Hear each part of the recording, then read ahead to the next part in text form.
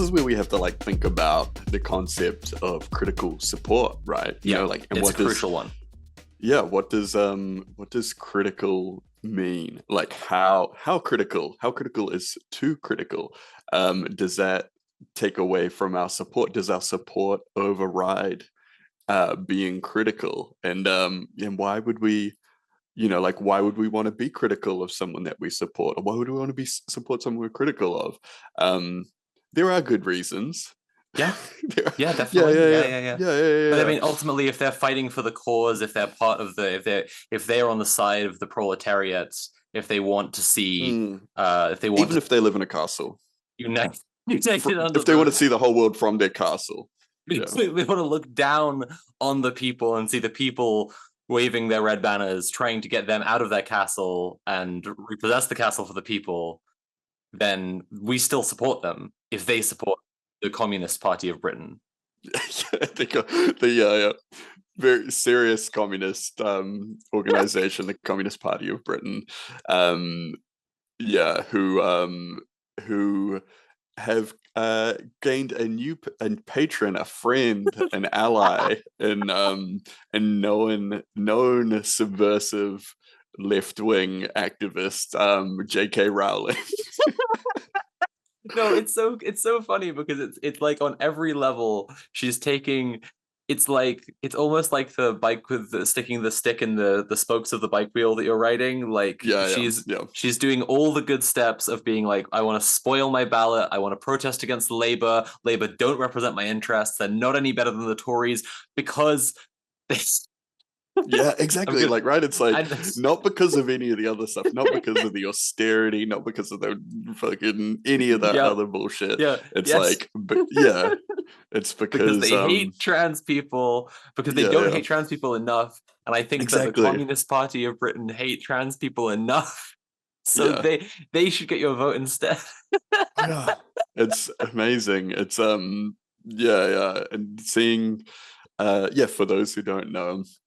J.K. Rowling expressed support for a Communist Party of Britain candidate who is a transphobe who fucking sucks, which, in my opinion, just shows how ideologically kind of all over the place a lot of TERFs are, where it's like they don't care about anything as long as it's like this one single issue that they are like just ravenous about, so in the comments, as you would expect, people being like, you're one of them now, you're like whatever. People being like, this is great one's like pretty based for a commie, and it's just like, god, it's pretty wild. It's it's kind of funny because there's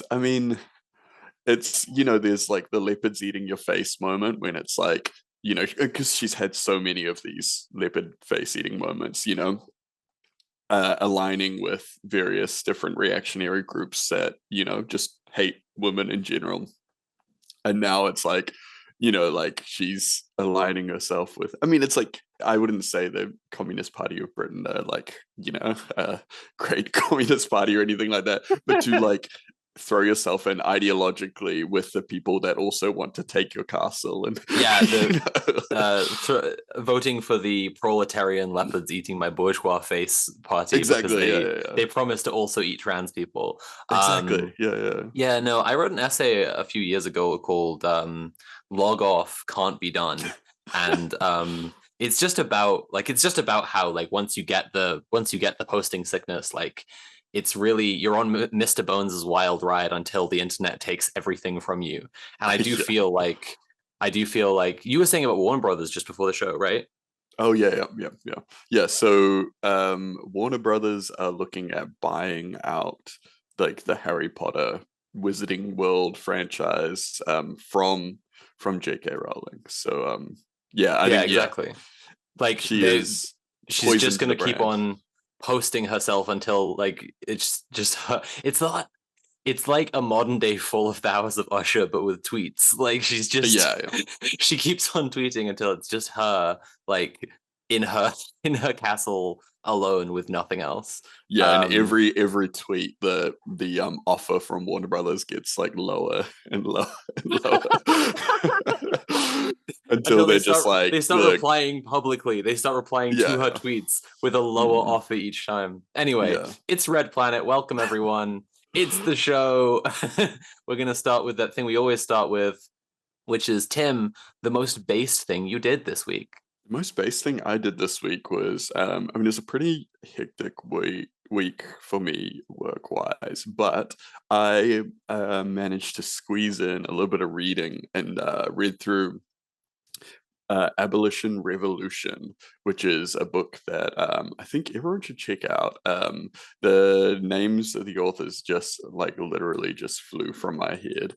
It's Shanice McBean and Avia And Day. Avia Sarada. Yep, cool. Yep. But yeah, no, great book. It is a series of I think 16 thesi. Kind of, well, it's just it's like Theses. 16, yeah, theses. I didn't know. I was like thesis, Yeah.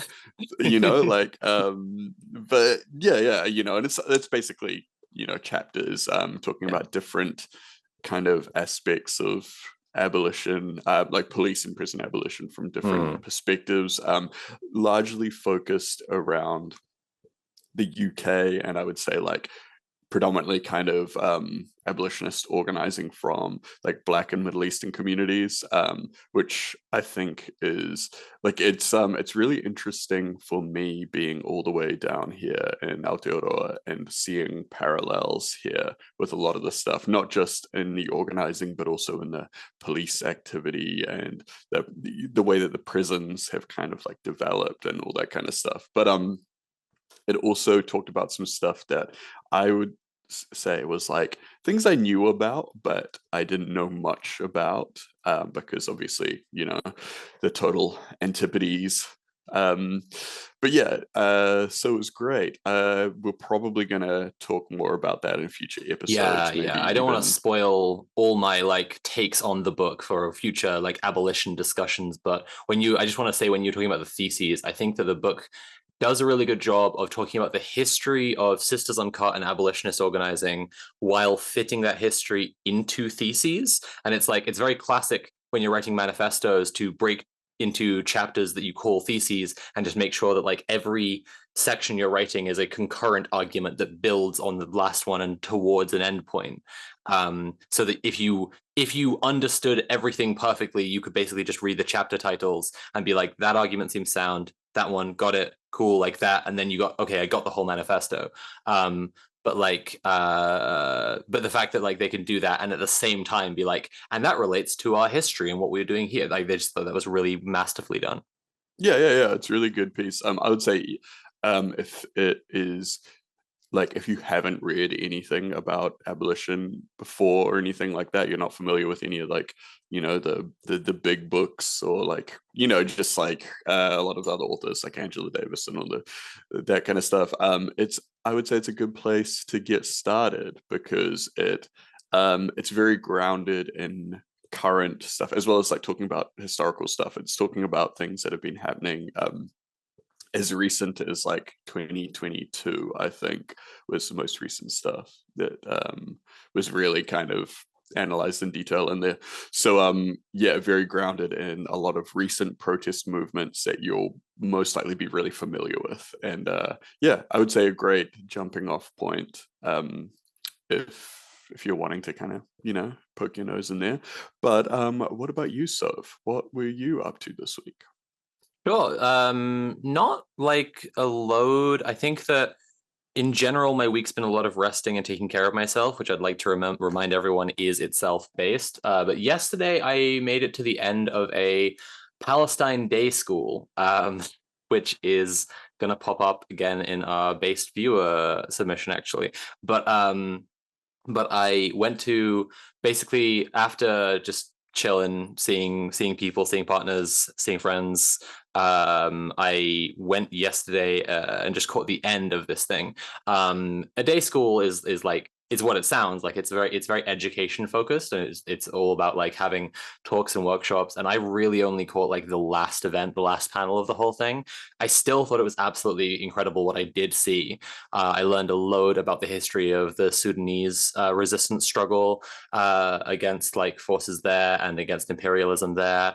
There was an academic on that panel who gave a really, really like robust, I thought, like sound, logical proof of like the idea that basically American imperialism in this moment like lives or dies on the success of Israel. Like if Israel is defeated, like it's that like that thing where you see American imperialists be like, if Israel falls, Washington falls, and everyone replies like, don't threaten me with a good time. Like you can basically you can show this by walking through the political logic really carefully, and that's one of the things that was on the panel, and that was really cool. But the whole event was organized by workers in Palestine. So we reported on several times recently Workers for a Free Palestine, who are a solidarity movement, and their protests in the UK is what we've been reporting on, like on May Day, like the way they shut down a bunch of shit around the country, and also had a massive protest, like shutting down the Department of Business and Trade here.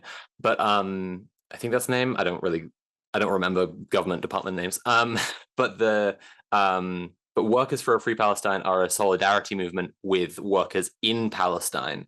And workers in Palestine were organizing this event to basically like show everyone the intricate logics of like, if we want Palestine to be free, if we want the genocide to end, socialist organizing is the way that's going to happen. And a socialist revolution, both there and in, you know, the countries that like are funding and making this genocide happen, like this is how it happens. Like they're intricately linked. There were talks from people about like the fossil fuel industry. There was stuff to do with abolition and like Palestinian political prisoners. I wanted to say this about like it being a day school and it being like a studenty kind of experience. Like I did what you should do if you're, you know, trying to approach something with like a education in mind. And I like sat down with my comrades afterwards and had like a debrief and was like, okay, well, you were here for the whole day. Can you tell me about like what you saw and like catch me up on stuff that I missed that was interesting, and like looked over their notes and stuff like this. And it was really good. One of them told me something really funny, which is that like in Netanyahu's plans for like if Israel succeeds and can expand out and all this shit, there's like the person giving the talk was talking about how neoliberal the fascist project of Israel is, because obviously like neoliberalism and fascism are just like a hand in a glove basically, like but Bibi's plan like for success is like to have a free trade zone with Neom, the ridiculous like 1 mile long line city that they're building in Saudi Arabia. Like so fucking silly. Which I don't know. I've been thinking about ever since I heard that, and I still just don't know how to pause it totally, because it's just like that's not real. They're not building. Yeah, yeah. That's not going to work. Like that's It's, not. it's like science fiction, right? That? It's like Yeah. like yeah, it's like Yeah. they may as well being like, we're gonna build the Halo. Yeah, exactly. Like, you know, Halo from Halo. We're making it in real life, and the only place we can do it is Gaza. If you want Master Chief in real life, this is the only way to do it. Like, yeah. Well, it's like that incredibly like, I don't like comparisons to children because it's insulting to children, but like, you know, the logics of like toxic masculinity and fascism and all of this shit like are so juvenile and so basic and so cartoonish so much of the time. And it's just like, maybe this is a bit of a tangent, but like I remember someone pointing out that like the attacks that were attacked in the things that were targeted in 9/11 are big shapes, right? Like America just has a bunch of big shapes. And like they have like some towers, they have a pentagon, and it's just like, it's a bit like, I think about that when I think about Neom, like the vision of like the kind of imperialist vision for like, I'm going to leave my lasting mark on the world forever, is I'm going to have a big shape. And it's just like, what if people remembered you for being like kind and helping people and progressing the, I don't know, legacy of humanity for all time? No, I'm going to make a big fucking line in the desert. Okay, I'm getting way off topic and we got a bunch of news to go through. So, so Tim, do you want to tell us about our based viewer this week? Okay, cool. All right. Well, our base viewer Abigail wrote in and told us that okay, this is me relaying what they messaged us. Now I'm gonna do it in first person. This week, I did the sound system for a Palestine day school organized by socialist Palestinian union organizers and academics. It was great to hear such insightful talks and to use my quite different skill set for the revolution to make it happen. I also helped run a de-arrest and protest tactics workshop today. About 40 activists and organizers, some brand new, some very experienced, teaching and practicing the physical elements of protests like holding and breaking lines, protecting and de-arresting people when the cops target them. Play fighting with your comrades is so important. I Nice, uh extremely I based. I remember the first like 10 times I said de-arresting to people. They were like, Yeah. what are you saying right now? And I realized I had to go Yeah. de-arresting. Anyway, we want to know But what that's base really good. things you've been doing. We want Mm. to know what base things you've been doing. So you can message us on Twitter, Instagram, or TikTok, or send an email like Abigail did to base@redplanetshow.com. Include your name and pronouns if you're cool with that, and we may shout it out in a later episode. But for now, Tim, tell me about Just Up Oil. So, most people have probably heard about this. It was a big thing. Lots of people big mad about Just Stop Oil spraying orange. I think it was like a flower-based paint on Stonehenge, day before the summer solstice festival thing, in protest against the fossil fuel industry.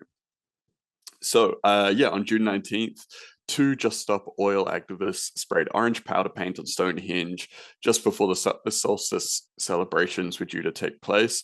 Two activists known as, see, okay, so I know this is like an Irish thing or something like that, but the name, it says Neum, but that's like Neve or something, right? Like it's, I don't know. I'm so far away from that part of the world. So Neum slash maybe Neve Lynch, 21, and Rajan Naidu, 73, which is interesting. Big age gap. Not in a weird It is age Neve, gap yes, way, it is Neve. but I was it is running to Neve. shut my window because there are crows outside.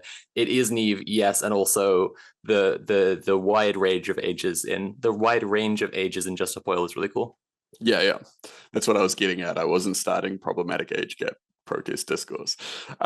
So they're arrested by the Wiltshire police on suspicion of causing criminal damage. The demonstration aimed to draw attention to the group's demand for the UK government to commit to a legally binding agreement to phase out fossil fuels by 2030.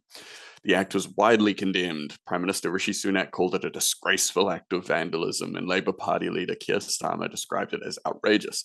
Despite the incident, English Heritage confirmed that the annual summer solstice celebrations at Stonehenge would proceed as planned.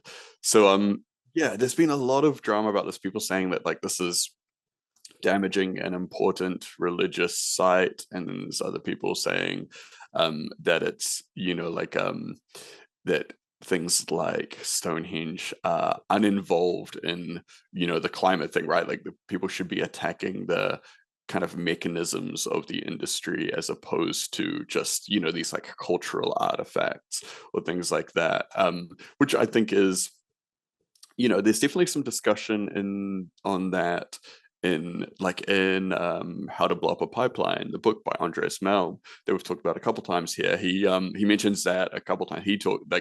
He said that he favors these attacks against the actual kind of like the like directly like the actual mechanisms, like the physical things that make these industries actually operate. But Just Up Oil do tend to focus more on like these cultural things, and often they have a reason, like with the museums and art galleries, it's usually because these places have like uh, investment portfolios that include fossil fuels and all this kind of stuff. But sometimes it's really just to draw attention, to make a big statement, to get it in the newspaper and everything like that. So there is definitely value in these kind of protests as well. yeah, one of the criticisms was people were saying that, there's like some old like lichen species. Yeah, yeah, I saw that. I was like, I saw that because Conrad Rowling had also weighed in on this, and she was urgently letting everyone know that like this is gonna turn people off of climate protest and all of this because she cares so much about that. She posts about climate stuff all the time. But then the tweet that she was quoting had the community note on it about like it was like the tweet that she was quoting was saying like it hasn't damaged the rocks, like don't worry. Mm. And then there was the like added community note like it will damage the lichens though. And I just thought like I don't know, like Twitter suddenly caring about it's I just mean, I like think it's like a shifting goalpost of like, oh, we've established that the paint won't damage the rock, so what else is there? And I mean, yeah, like, like it is important to protect these species and stuff, but also at the following day at the summer solstice, just like every year, there's like thousands of people that come and put their hands on the rocks and rub it all over and do all that kind of stuff. There's a long history of these rocks being painted with things much harsher in protest. And I yeah. mean, I think it's also that thing of it's like kind of like, man, like a couple degrees hotter and that lichen's probably not going to be a thing anyway. So I mean, Yeah, as I mean, much as it's like, I hate to just yeah, like kind of always revert to the kind of trump card of like, well, that thing you think is gonna get it's gonna get worse because of climate change. But like, yeah, yeah, it is true that I genuinely don't totally know how to feel about this one. I yeah. checked in on the group chat I'm in for people who are in an occupation camp that's there to protect Stonehenge. So like the Yeah, environmental, arguably the people who care the most about Stonehenge, and they were like, "Yeah, this sucks. Why'd they do this?" yeah, yeah. And they are themselves environmentalists. So I don't know. Mm, Yeah, like, yeah, yeah, but also like it's drawing a bunch of attention. Like in terms of that yeah. strategy, it still works, but I just don't know. Like, Yeah, yeah. It is a little yeah, bit of a tricky one for me as well because I feel like if like there are certain places around Aotearoa that are like of similar significance, and if someone was to deface them in some way, I would feel really, like upset about that. Like there's certain places like natural features and things that have been built, like kind of historically that are like tremendously important that I'd be really bummed about. um but then all the stuff at like like art galleries and museums and stuff like that, I'm kind of like, that is a good point. Why does a museum or why does a university have like investments in fossil fuels and fucking Israeli weapons companies and things like that? Like so yeah, it's, I mean, this is critical support, right? you know we can support them and the general, the vibe, the what they're trying to achieve. But like, I think after any protest movement, it is useful to kind of have a conversation and be like, okay, what was the reaction to that? What, like, what's how do we feel like that was, like, I mean, I would say that like, I don't think that the target invalidates the message or anything like that. But then, you can reflect on it and be like, is there another target that we could do that would be equally, like cause an equal stir without maybe alienating people as well? But, yeah, so this is a tricky one because, yeah, I do ultimately um, support the agenda, but it is a, yeah, yeah. I don't know. I mean, But we yeah, ultimately support the long term goal of like stopping the fossil fuel industry, but I think that it's a bit like when we watch people bashing their heads against electoral politics, like Just Abuela bashing their heads against the media. They're just yeah, being yeah. like, we want the media to do so, like to engage with this, to raise awareness for us. And it's like, well, there's a lot of fucking awareness actually. Like at some point, like if you had a big win, which was I'm not endorsing this, obviously it's bad, law is the arbiter of all morality, but say if you like blew up a fucking oil pipeline and everyone fucking noticed because like you massively disrupted the supply of oil, people would be mad, right? So Mm, same reaction as like spraying Stonehenge or whatever. yeah. um the oil industry would be harmed for a minute, uh and you would have to force this kind of discourse, and you would be immediately curbing some emissions. And I Yeah. just think I don't know, like, but I don't want them to do that because that would be illegal, and illegal things are bad. So, Yep. It's my Yep. position exactly. That's my only take. Yeah, cool. So that's what was happening. That was happening at Stonehenge. But what was happening over in Kent? Yeah, sure. So I've got a few highlights of Palestine solidarity this week. And in Kent, actionists from Palestine Action broke into another Elbit factory and smashed it to fuck. So good for them. I wouldn't endorse anybody else doing this, but now that they've done it, I think it's funny and cool. Anyway, actionists from Palestine Action broke into the Elbit Arms factory in Kent, passing 3 security fences and entering the facility to dismantle machinery and sabotage the supply chain that is arming genocide in Gaza. That's one of our highlights for protests and actions in support of the Palestinian people facing genocide at the hands of the Israeli state around the world. There's another one we have, which was Queers for Palestine, who organized a die-in disrupting Pride in Cardiff this week in Wales. Basically, it was protesting that Pride is featuring floats from Barclays and other, like, it's been a long-standing issue that like Pride has been completely recuperated by capitalism. I hope someone eventually does some kind of discussion on a podcast about recuperation into capitalism. That would be helpful, yeah. I think. It's been a long-standing issue, but now that like these companies are tied to an active genocide that is going on right now, it's kind of easier to make the case for this kind of radical disruption. And that's what they were doing, just staging a die-in in front of the march and stopping it. They were forcibly removed by police. Solidarity to everyone who faced any conflict with the cops there, and ACAB. We have another piece which is not entirely... So I struggle with it, right? It's not Palestine solidarity. It is news to do with the stuff going on in Israel and in Palestine right now. But I don't want to misrepresent it. So a massive anti-government and anti-war protest gripped Tel Aviv this week as Israelis expressed their outrage and disgust at their own government. Though there have been frequent protests on a near-weekly basis since the start of the genocidal campaign, this was the largest so far, with an estimated 150,000 people turning out, chanting, carrying signs, setting off flares, and clashing with police. However, with the extent of far-right political rot in Israel, the protest was not in sympathy with the Palestinian people, or I don't want to say it wasn't totally. I don't know that no one there was like, this is disgusting, we have to stop that. But like, there's a lot of people there who are carrying the Israeli flag. There are a lot of people there who are saying like Netanyahu isn't defending our people well enough. There's a lot of people there saying like we don't have our hostages back.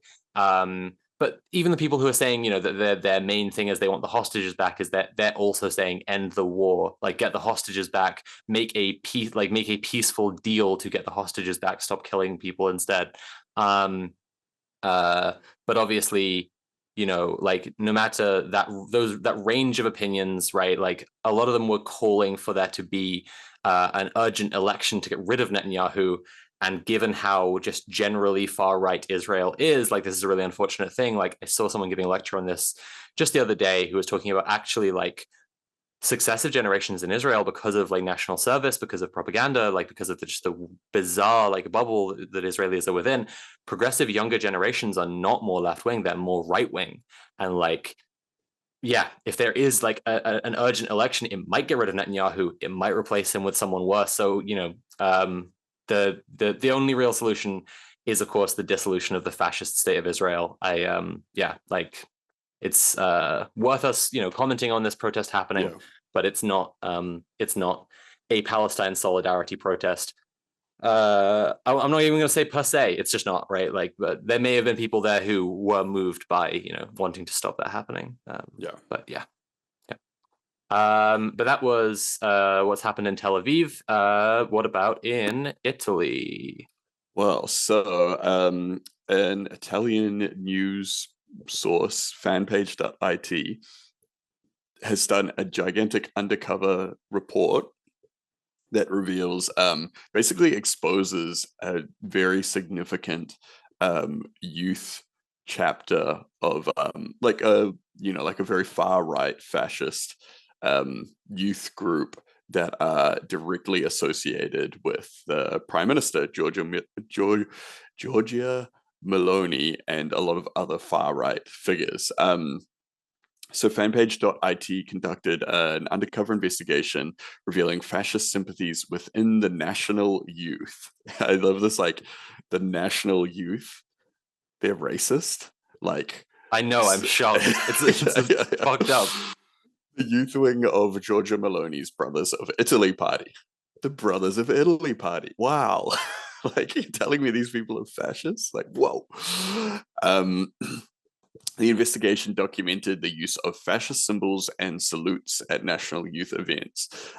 So this is like, it's like kind of funny because it's like, it's very like Italian fascism is very like overt, right? But there's like a lot of times people get away with it over there because they say like, oh, this is just our history, this is our political history and stuff. But I know a lot of Italian people that are like, no, that is like 100% bullshit. Like the general consensus over there is like, there's a distinction between like, this is our Italian kind of like Roman history, and then this is like the fascist stuff, like Yeah. I mean, we would just talk to the workers in Florence the other day who were just like, yeah, well, as much as there's a fascist tradition, there's an anti-fascist tradition yeah, because we've exactly. had to be fighting them the whole fucking time. Yeah. So high-ranking members of the party, including rising leader Flaminia Pace, or I don't know, there might be Pace, I'm not sure, expressed fascist views and engaged in racist and homophobic remarks. She also claimed family ties with neo-fascist terrorism figures, which is like, like it's one of those things where, like if someone was like, my great granddad was Himmler, like you would be worried because normally if someone had like a figure like that in their family, they wouldn't necessarily be bragging about it. But Yeah. like, Yeah. like to be bragging about that with like literal terrorists in these kind of circles is absolutely kind of like like this will get, this is for clout kind of thing. And so the youth members were hosting far right concerts and secret events, and at these events they're doing fascist gestures, chants, all these kind of things. This is a huge thing in a lot of far right movements. Like, you get it in places like England with like more like skinhead kind of culture, or in Europe, kind of in Greater Europe and like Eastern Europe with a lot of the skinhead and also like the NSBM scenes where it's like they create, they have a lot of these like private events and concerts where they will have like, like these fascist musicians, bands playing, but also be like very, like they'll have political talks and chants and things like that. And it's like this, like they build this scene that it makes, and this is like a part of fascist kind of organizing in general, it kind of solidifies this idea of the in group, like we are like the in group, we're the chosen ones, we're like the ones that have to do something about this, and it's not just like with a normal music scene, there might be like we're having secret raves where we just like love techno or like breakcore or whatever like that. It's like this is the music is just part of the political message where it's like we're Yeah. here to like we're Showing that I'm kind of a like hardcore black metal fan by remembering to bring my fucking white bed sheet with holes poked into the concert.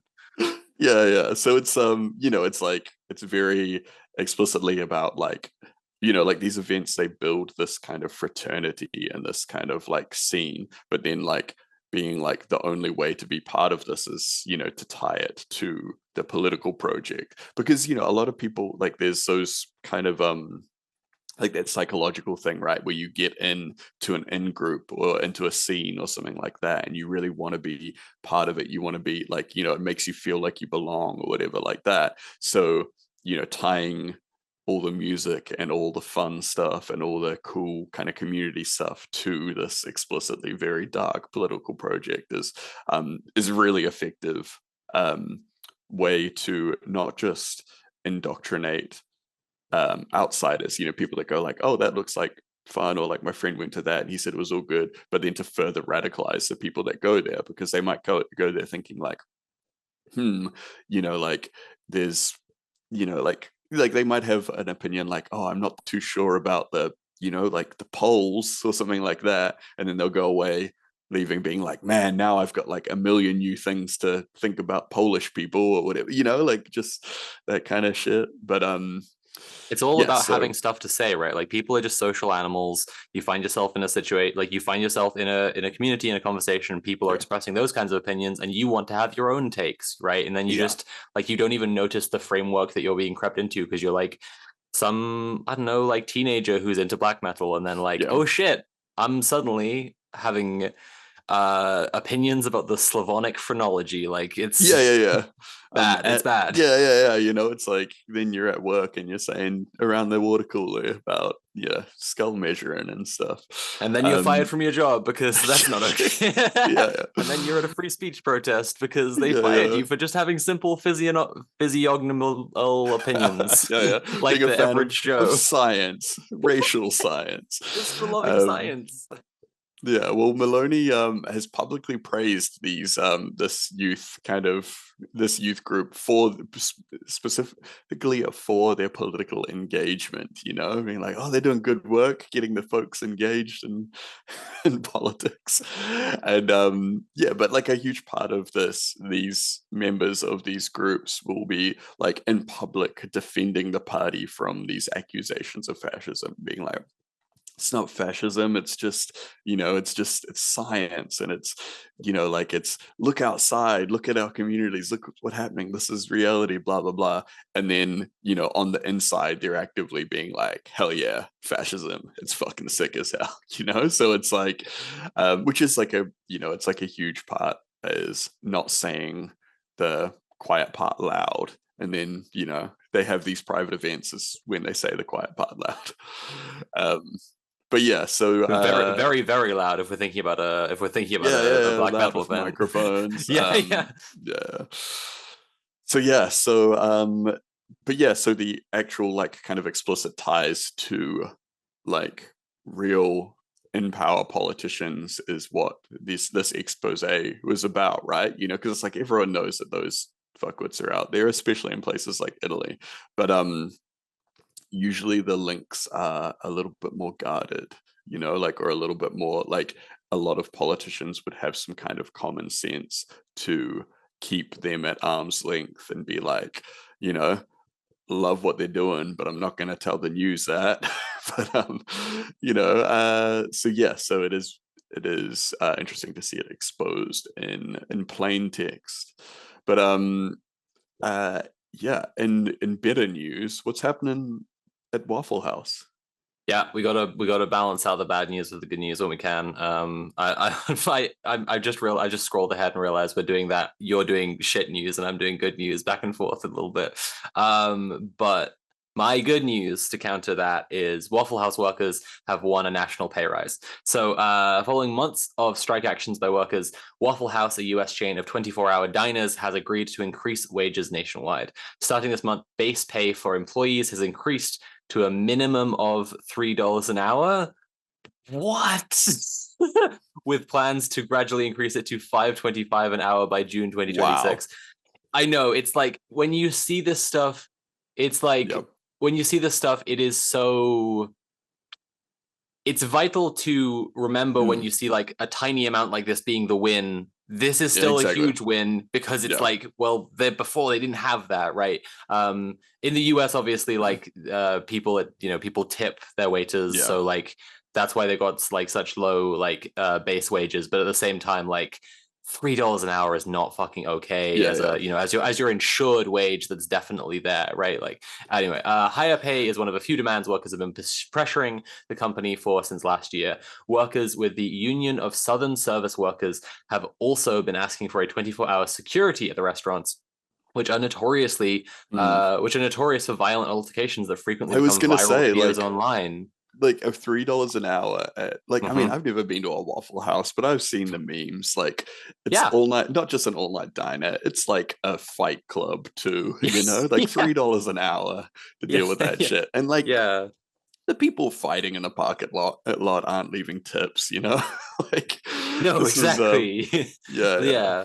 Like yeah, it's I mean, even even if you know nothing at Waffle House, as soon as they say like a 24-hour diner, this should set off the alarm bells for you. Like a place where it's a it's going to be somewhere on a travel route, and people are coming in at like 3 a.m. whatever. Yeah. Like it's a nightmare, right?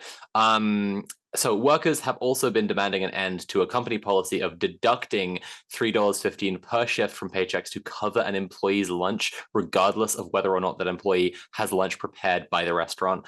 To that, like that demand should be met, obviously, that they should get that. And I just want to take an aside to say, like, fuck Waffle House into the ground for like what the fuck, like taking $3.15 out of their paycheck for like they have some of the waffles. I don't like, are you kidding me? Are you actually kidding me? Like Yeah. waffles are just flour, bro. Like that's the cheapest possible thing. Like you can't. Oh my god. Right. Okay. I Yeah. thought I thought I was delivering the good one. But now I've just made myself really angry. Let's keep getting fucking mad as hell Yeah. and Yeah. talk about the Greek Coast Guard. Yeah, no, so this is actually a really bad one. Like, this is like, I mean, it's like good that there has been some confrontation, but it's actually like really bad to the point that I'm probably gonna like skip over some of the specifics of it. Um, but yeah, witnesses report seeing Greek Coast Guard throwing migrants to their deaths in Mediterranean Sea. So the Greek Coast Guard has caused the death of dozens of migrants in the Mediterranean over a 3-year period, witnesses say, including 9 who were deliberately thrown into the water. So that's a 9 that were thrown by Coast Guards into the water, but there are a lot more through the other ways that they kind of they do this. I think they call them like turnbacks, where they just like, it's like a forced return for refugees that come by boat. So the 9 are among more than 40 people alleged to have died as a result of being forced out of Greek territorial waters or taken back out to sea after reaching Greek islands. BBC analysis has found. Reminder that this is the same kind of area where remember years ago, Lauren Southern boarded that boat to try and turn back Yeah. um, migrants. This area is kind of like a hot spot for that, and it was like kind of like this far right kind of rally point for a while, where it's Yeah. like, you see like people like Lauren Southern, who is like what, she's like Canadian or something like that, Yeah. going to Going to Greece Greece. to Yeah, put, yeah, yeah. yeah, to push back other Well, I mean, migrants. Yeah. our discussion is going to be on recuperation this episode. I just want to, like, a little aside here. Like, I put a clip in The World Is Not Ending of a reporter from, I think, Sky News was Mm. like going out to just harass migrants who are coming Yeah. to Dover.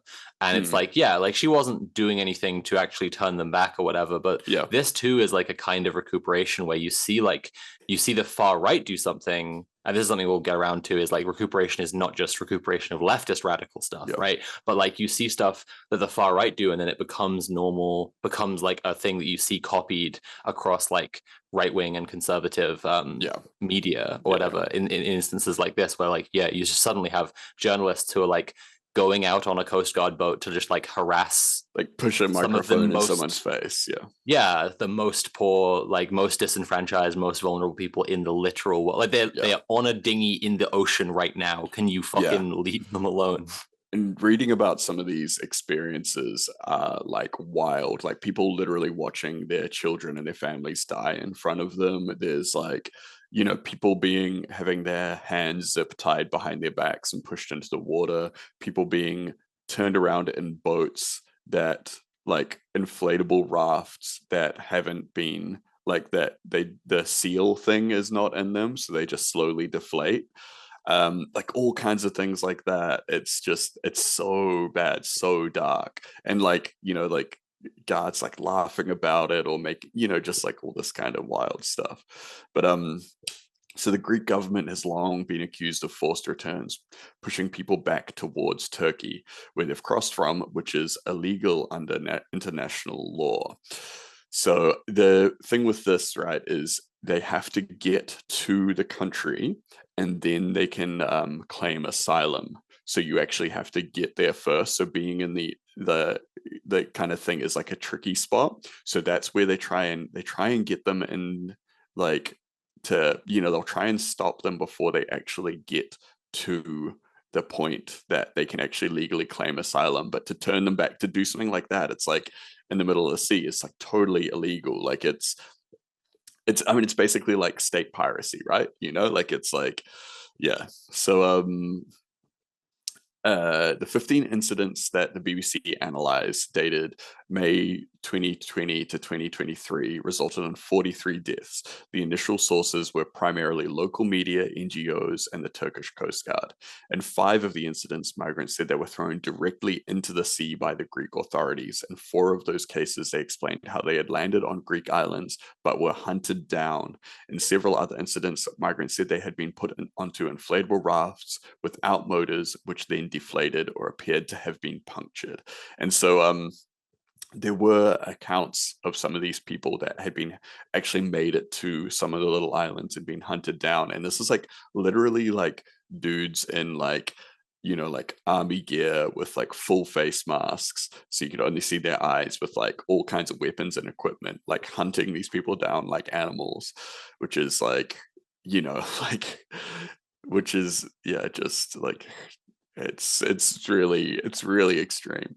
um so Greece's Ministry of Maritime Affairs and Insular Policy told the BBC the footage is currently being investigated by the country's independent National Transparency Authority. And so actual government officials that have seen these videos have commented and said that this is clearly illegal. Like this is, you know, and it's like, for me, it's like wild, because it's like, oh yeah, so you see it and then you have to make the statement being like, oh yeah, this is illegal, this is wrong. But it's like all this stuff has been happening for a long time. Yeah. And it's like you were just kind of sitting on your hands about this, you know, like, and you're only saying it's illegal now because you've been confronted with the reality of it, right?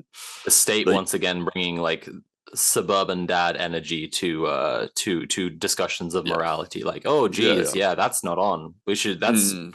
that's not okay, bucko. That's And ooh, yeah, ooh and it's boy. like also like the statements that I saw were people saying like this is illegal or this is a violation of law. They're not like this is horrific, like this is terrible or anything. Like it's like very measured language. But yeah, an investigative journalist that the BBC spoke to based on the island of Samos says she began chatting with a member of the Greek special forces via the dating app Tinder. Like Tinder has been the downfall of so many of these fucking dudes. Same in like Israel, same like everywhere. So when he rang her from what he described as a warship, Romy van Basten asked him more about his work and what happened when his forces spotted a refugee boat. He replied that they drive them back and said such orders were from the minister, adding they would be punished if they failed to stop a boat. So minister, that's like, you know, that's a political figure, Yeah, that's right? so fucked. Jesus Christ. The I Greek mean, I was about coast. to say this earlier about the like the Nazi black metal scene, but it's just Mm, like that thing about Tinder is just like, you know, yeah, I'm really into politics, me trying to impress her. Yeah, I'm a yeah. Nazi. I love Hitler, Yeah. so Yeah. So the Greek Coast Guard has previously been criticized for its role in the biggest migrant shipwreck in the Mediterranean for a decade. More than 600 people are feared to have died after the Adriana sank in Greece's demarcated rescue area last June. So that's the rescue area where people died. Um, yeah, it's it's fucked like like it's because so like people who if people took it upon themselves, and obviously it would be, well, this is the point I'm making. If people took it upon themselves to fight against these people who are doing these horrible fucking things, like those people, I mean, that's confirmation from what we just heard. Like they feel or they have had like the direct endorsement of some kind of authority figure, but they also mm, just know that like ultimately like the system is on their side. Like it's a yeah, system of white supremacy, it's a system of imperialism, of colonialism, of borders, of the violence of borders, and like the violence of borders are integral to their maintenance and their existence, and to the like difference in living standards between different countries, and to imperialism and all these things. And so like these guys are just like excesses of the system. If you've seen like Zizek yeah, talk about like excesses, right? Like the way that I was writing about this on Tumblr the other day, right? Like Wayne Couzens is this hugely famous case of this like mm. metropolitan police officer who like raped and Actually, killed really Sarah heavily Everard. figured in Abolition Abolition Revolution, yeah, Revolution. Yeah, exactly. comes up quite a And lot. like and it's just like he's just an excess, right? Like the Mm. whole like leftist analysis does not pin like, okay, Wayne Couzens is like, you know, this, I don't know, like a demon or something. Like it's not that he's like some, like it's like he's a terrible fucking person who is part of a culture of like sexual violence that is the Met Police, right? And like he just took the cues that were around him and then did them excessively. And it's the same with these fucking guys. And that's why, like, if people took it upon them to like go out and fight these guys in the same manner, like they're going out there with weapons because they expect some kind of big fucking confrontation, and then they're meeting people who are just poor, like people who have nothing. And it's like, if people went out armed to fight them, they would be in instantly so much more trouble because they would be fighting directly against the system. And then there's the law as the arbiter of morality. So, you know, if someone with a very different moral system to me decided that they didn't care much about the law, they would go fight those people. But it's fucking disgusting. It's just like, it's horrific. Yeah, it's pretty fucking dark.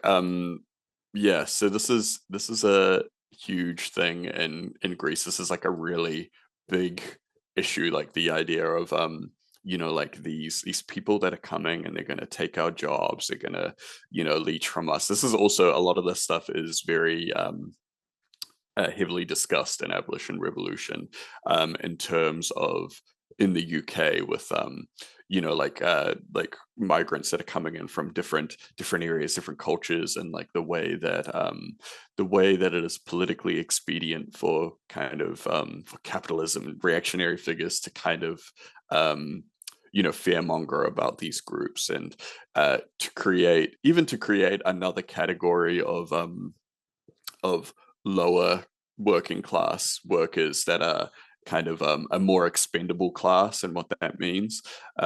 Yeah, so another recommendation for that book, check that out.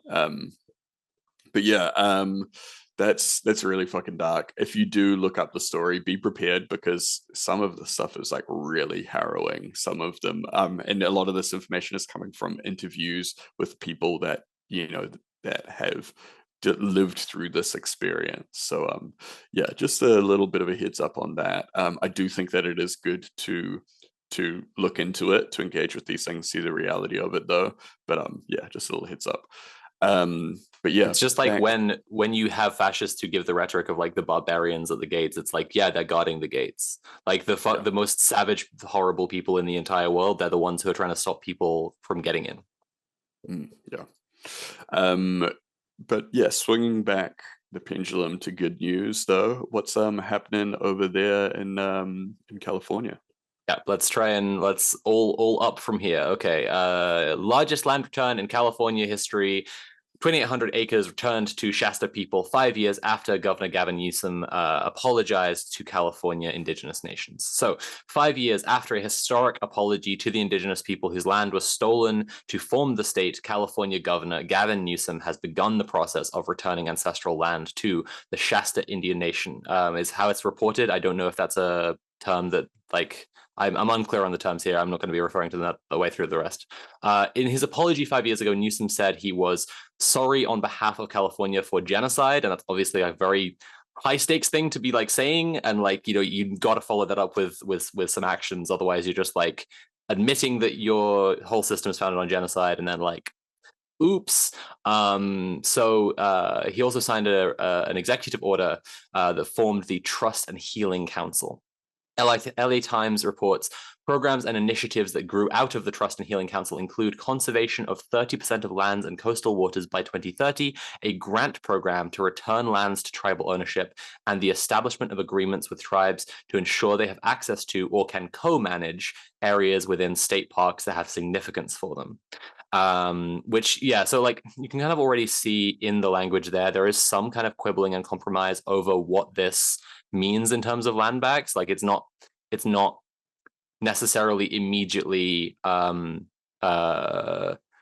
just a perfect, uncritical, and uncompromising return of land.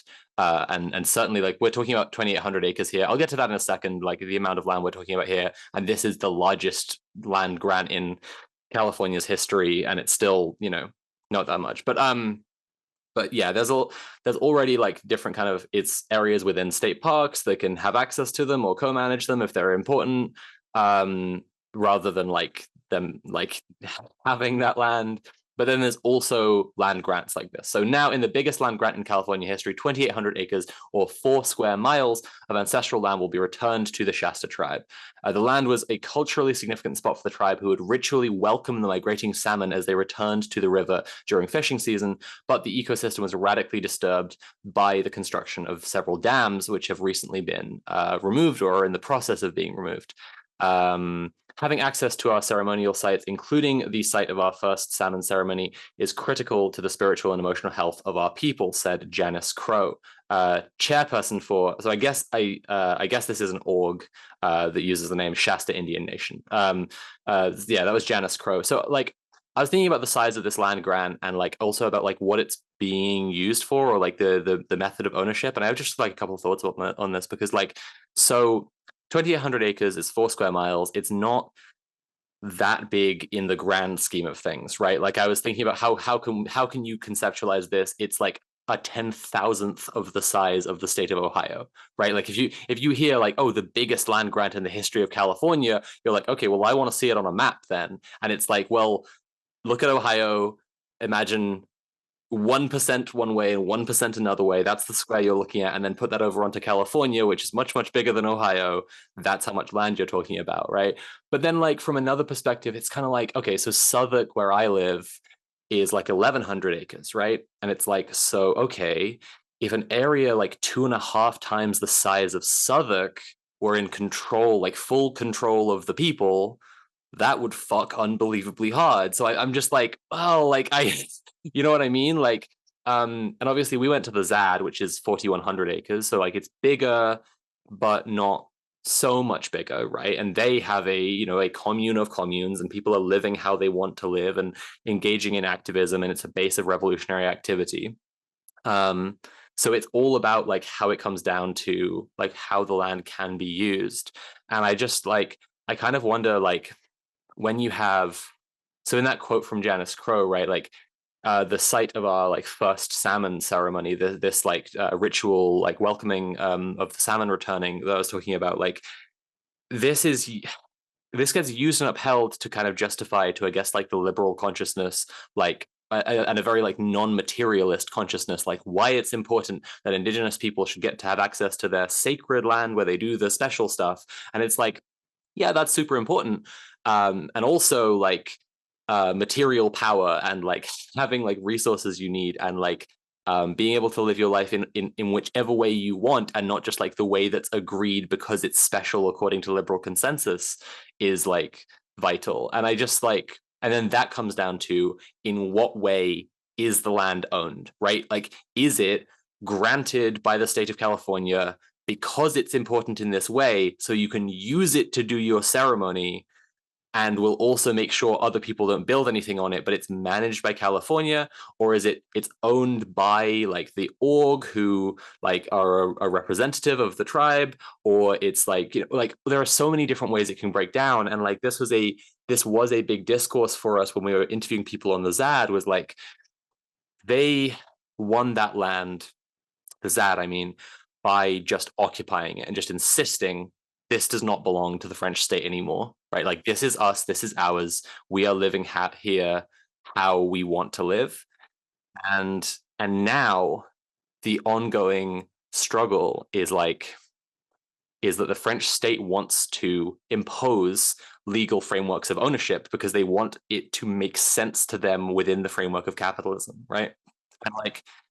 And that's, some people on the like some groups on the ZAD already left over this, right? Like already we're just like, if you are signing contracts to say that any person owns this land, we're out of here, because no, that's the whole point, is that no one does and everyone does. And then like the people who are there who are agreeing to do it are doing like, well, we're gonna like sign the contract, but like we're gonna put down like the name of the commune owns the commune area, and so like who constitutes that commune changes over time depending on who's living there, and so it's sort of owned in usufruct by the people who actually live on and like work the land and use the land, stuff like this, right? And then there's also a bit of a philosophy that like they repeated a bit of a slogan to us a few times while we were there, like that it was translated from French, so it wasn't said perfectly, but it was something like the paperwork or the law is the coat, and then the Zad is the body inside the coat, right? So it's being covered up, right? But that doesn't mean that it's not there and it's not like able to function. It was the kind of metaphor they were using, and I just like, given that kind of radical departure where a lot of people were like, no, this is a point at which like our vision here, our revolutionary struggle is dead if you're signing any contracts at all. I wonder about this, like, you know, a grant from the state being like, well, you can have it, you can own it, you own it now, you own that land, is the beginning point, right? And so, yeah, I just have a lot of questions, and we're gonna have to like keep an eye on it. I think that like we're gonna have to watch this one closely and see how it progresses, because this and other grants like it will be pivotal in the struggle for people's autonomy and sovereignty of the Yeah, land, the world it over. actually reminds me a lot of what has happened over here a couple times. But one thing that I just want to talk about really quickly is the way that, so over here, for various so we have hapu, which are kind of like tribe kind of organizations, and iwi, which is like the larger tribe structure. It's more kind of like an alliance of like various hapu sort of thing. So for land claims and stuff like that, sometimes they're handled on an iwi level, sometimes on a hapu level. But to what the government did to force, because everything was collectively owned, right? So to engage with the kind of the colonial government systems, the courts and all this kind of stuff, they forced hapu and iwi to incorporate as businesses in order to actually, like, to kind of, yeah, engage with the kind of, the new system that they had created, which in a lot of people's eyes has been a net negative for a lot of reasons. Everything from like uncertain certain hapu, the actual, like, the board members that run the business have become what some people see as a new kind of like, like there's like a class difference there between the board members, and sometimes these board positions are hereditary and everything like that, versus the people that, like, the general working class people that belong to these tribes. And like this has caused a lot of friction where it's like, okay, well, so when there is a claim, who benefits from that? If it is the business of the tribe and the board members, or is it the actual people of the tribe? And different tribes, different hapu, different iwi have handled it in a lot of different ways. But there is, uh, I think there has always been the more radical kind of, like, I would say leftist element has always been like, this is a mistake to incorporate in this way. This was, like, this was basically adopting the colonial systems to get a seat at the table. So yeah, like, there's huge discourse around that. I think Annette Sykes has always had a lot to say about that. Her name has come up on here a couple times recently. But yeah, that's just my Yeah, perspective as I someone mean, down here. I think it interfaces. So I think a really clear historical analog is when colonial forces would come to places all over the world, and like the the system that is imposing itself on those parts of the world is one where like it has deliberately erased its own understanding of peasant autonomy and like the people and the commons and all of this stuff, and is pretending that it never existed. And then it had the aristocracy and it had kings, and now it has like the mercantile class and the bourgeoisie who are engaging in trade to try to engage with, like, like they're trying to then engage with people who are on the lands they're going to and see what kind of trade they can set up there. And they're like, oh, well, these are primitive people, they are like us before, so what's the story we tell ourselves about ourselves? Well, we did have like kings and little chiefdoms and all of this stuff. So what if these are people who are like us 100 or 200 years ago, then they must be people who have kings and chiefs, right? Like they must have people in charge in these rigid hierarchies, because that's what we tell ourselves that our history is.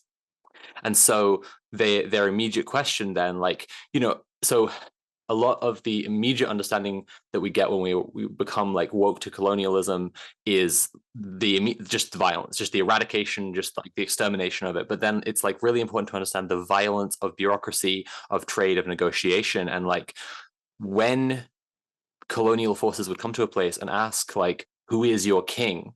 That was a violence as well, because it was the system of hierarchy coming in and saying like, you have to work the same way, and so you have to give us some guy to interface with who's like your leader, who speaks for all the people. And we did a history of the Houthis and of Yemen episode a little while ago, and there was it's really important. So it's a good example you can look at where the Zaidi tribes in North Yemen, who have historically been like a bunch of autonomous tribes who live in this mountainous region, and like again and again colonial powers have been like, we can just go in Yemen and take whatever the fuck we want, and they send in their rigid forces that are kind of trying to move smoothly through this space, and then they just get their shit completely fucked because they're not expecting there to be like people capable of organizing together there, because they're autonomous and they are able to do this kind of like non-hierarchical working together. But then like the Zaidi imamate, right, like gets kind of what's the word, like co-opted by the powers that by colonial powers, as like, well, we can use the imam as our touch point for like the guy in charge. And then that's exactly what happened. So by the 20th century, like the imam was like just the king, right? Like the Mutawakkilite kingdom was like just a kingdom, rather than being like a spiritual leader that was a cohering point for when those tribes needed to come together in times of emergency or whatever. Yeah, and yeah. So I think it's kind of similar, but it's with property law instead of kings. Yeah, it's definitely a thing. I mean, like over here we have like the Kingitunga movement, which was like basically the establishment of a Maori royal family that was like, like in kind of like created as an entity to deal directly with the crown, and not every tribe supported it or continues to support it these days. And like, yeah, it's like a whole thing, like even a lot of people would say that the idea of having this like monarchy is like actively hostile to our traditional conception of authority and all this kind of stuff. But we should Yes, hit on to we this have this one last more little news news point. thing. Yeah, tell us about So the Tata Steel workers, please. Yeah, Tata Steelworkers is set to go on strike next month for the first time in 40 years as company threatens 2,800 jobs. Like 2,800. That's like wild. Um, it's a lot. It's a lot. That's a lot of families and everything. So cool. About 1,500 Tata Steel workers will begin an indefinite strike next month over the company's plans to cut thousands of jobs, the trade union Unite has said. The move is the first time in more than 40 years that steel workers in the UK have taken strike action, the union added. So yeah, about 2,800 steelworkers will lose their jobs when the company closes both blast furnaces in Port Talbot by the end of September. So Sharon Graham, the general secretary of Unite, has said that the workers were not just fighting for their jobs, but they're fighting for the future of their communities and the future of steel in Wales. So that's what we mean when we say 2,800 people. Those are a lot of families. Those are a lot of people. When you think about like in an area, this one, Port Talbot in Wales, it's like if all of the people there come from local communities, 2,800, like that's so many people. That's the population of a small town. Um, so that would mean they go back to those communities, they don't have jobs. So that's 2,800 people that are not spending money in local businesses. They're not like doing all of those things, not investing in their local communities or whatever. So The chief executive, Rajesh Nair, said the most favorable financial package it had ever offered would not be paid if staff took part in industrial action. So this is their redundancy package, basically. They've been like, look, we've got this really good deal for you guys. It's the best that we've ever offered. But if you don't, if you go on strike, you're not getting it, which is like wild, you know?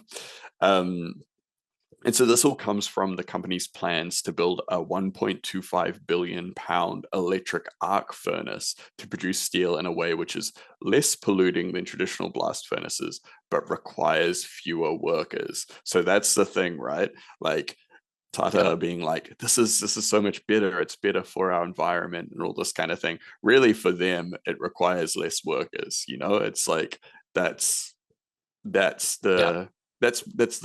the cinch for, you know, like corporations like this. It's It's I the hate to just be environmental thing constantly doing is, this with yeah, the discussion this week, but like it's recuperation again, right? Like yeah, yeah, it's one exactly, of yeah. those discussion topics where it's in everything, so it's in all our news articles as well, Mm-mm. because it's just like green, like pushes for green like transition to green technologies gets recuperated, and then it's just like it's an excuse to make capitalist decisions. Yeah, yeah. So yeah, because of the fewer workers, that's thousands of people that they lay off, right? So yeah, Tata has already said that its most favorable redundancy offer to workers is off the table due to the union's industrial action, and it could yet be taken to court.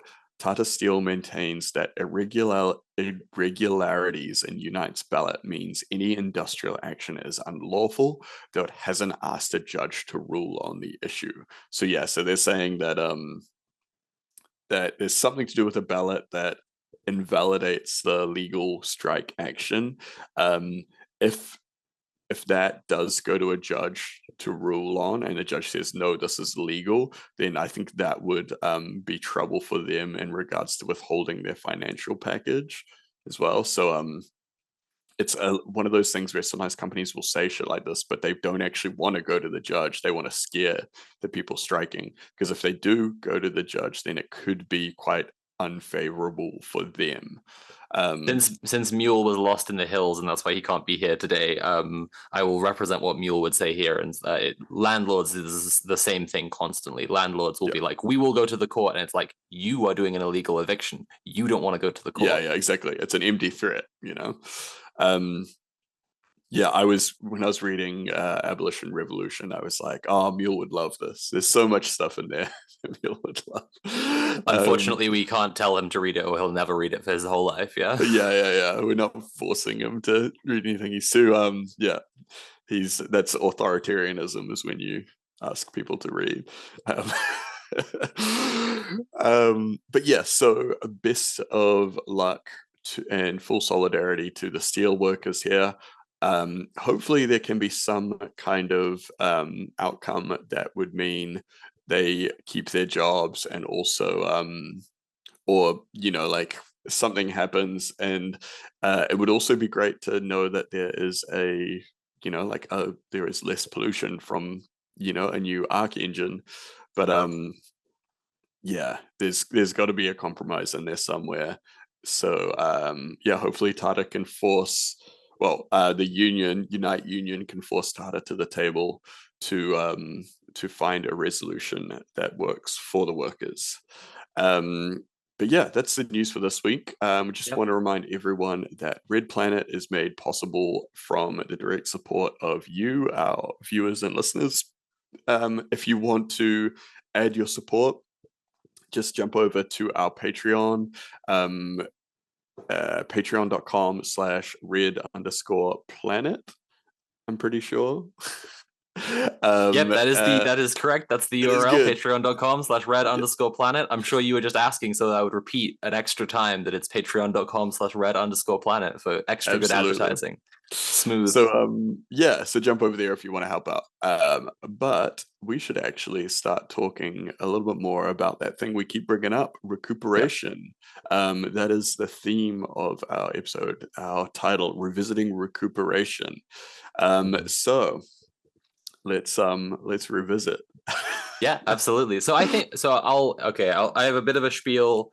I'll do my best to ad lib for a minute, and then we can kind of get into more back and forth. Okay.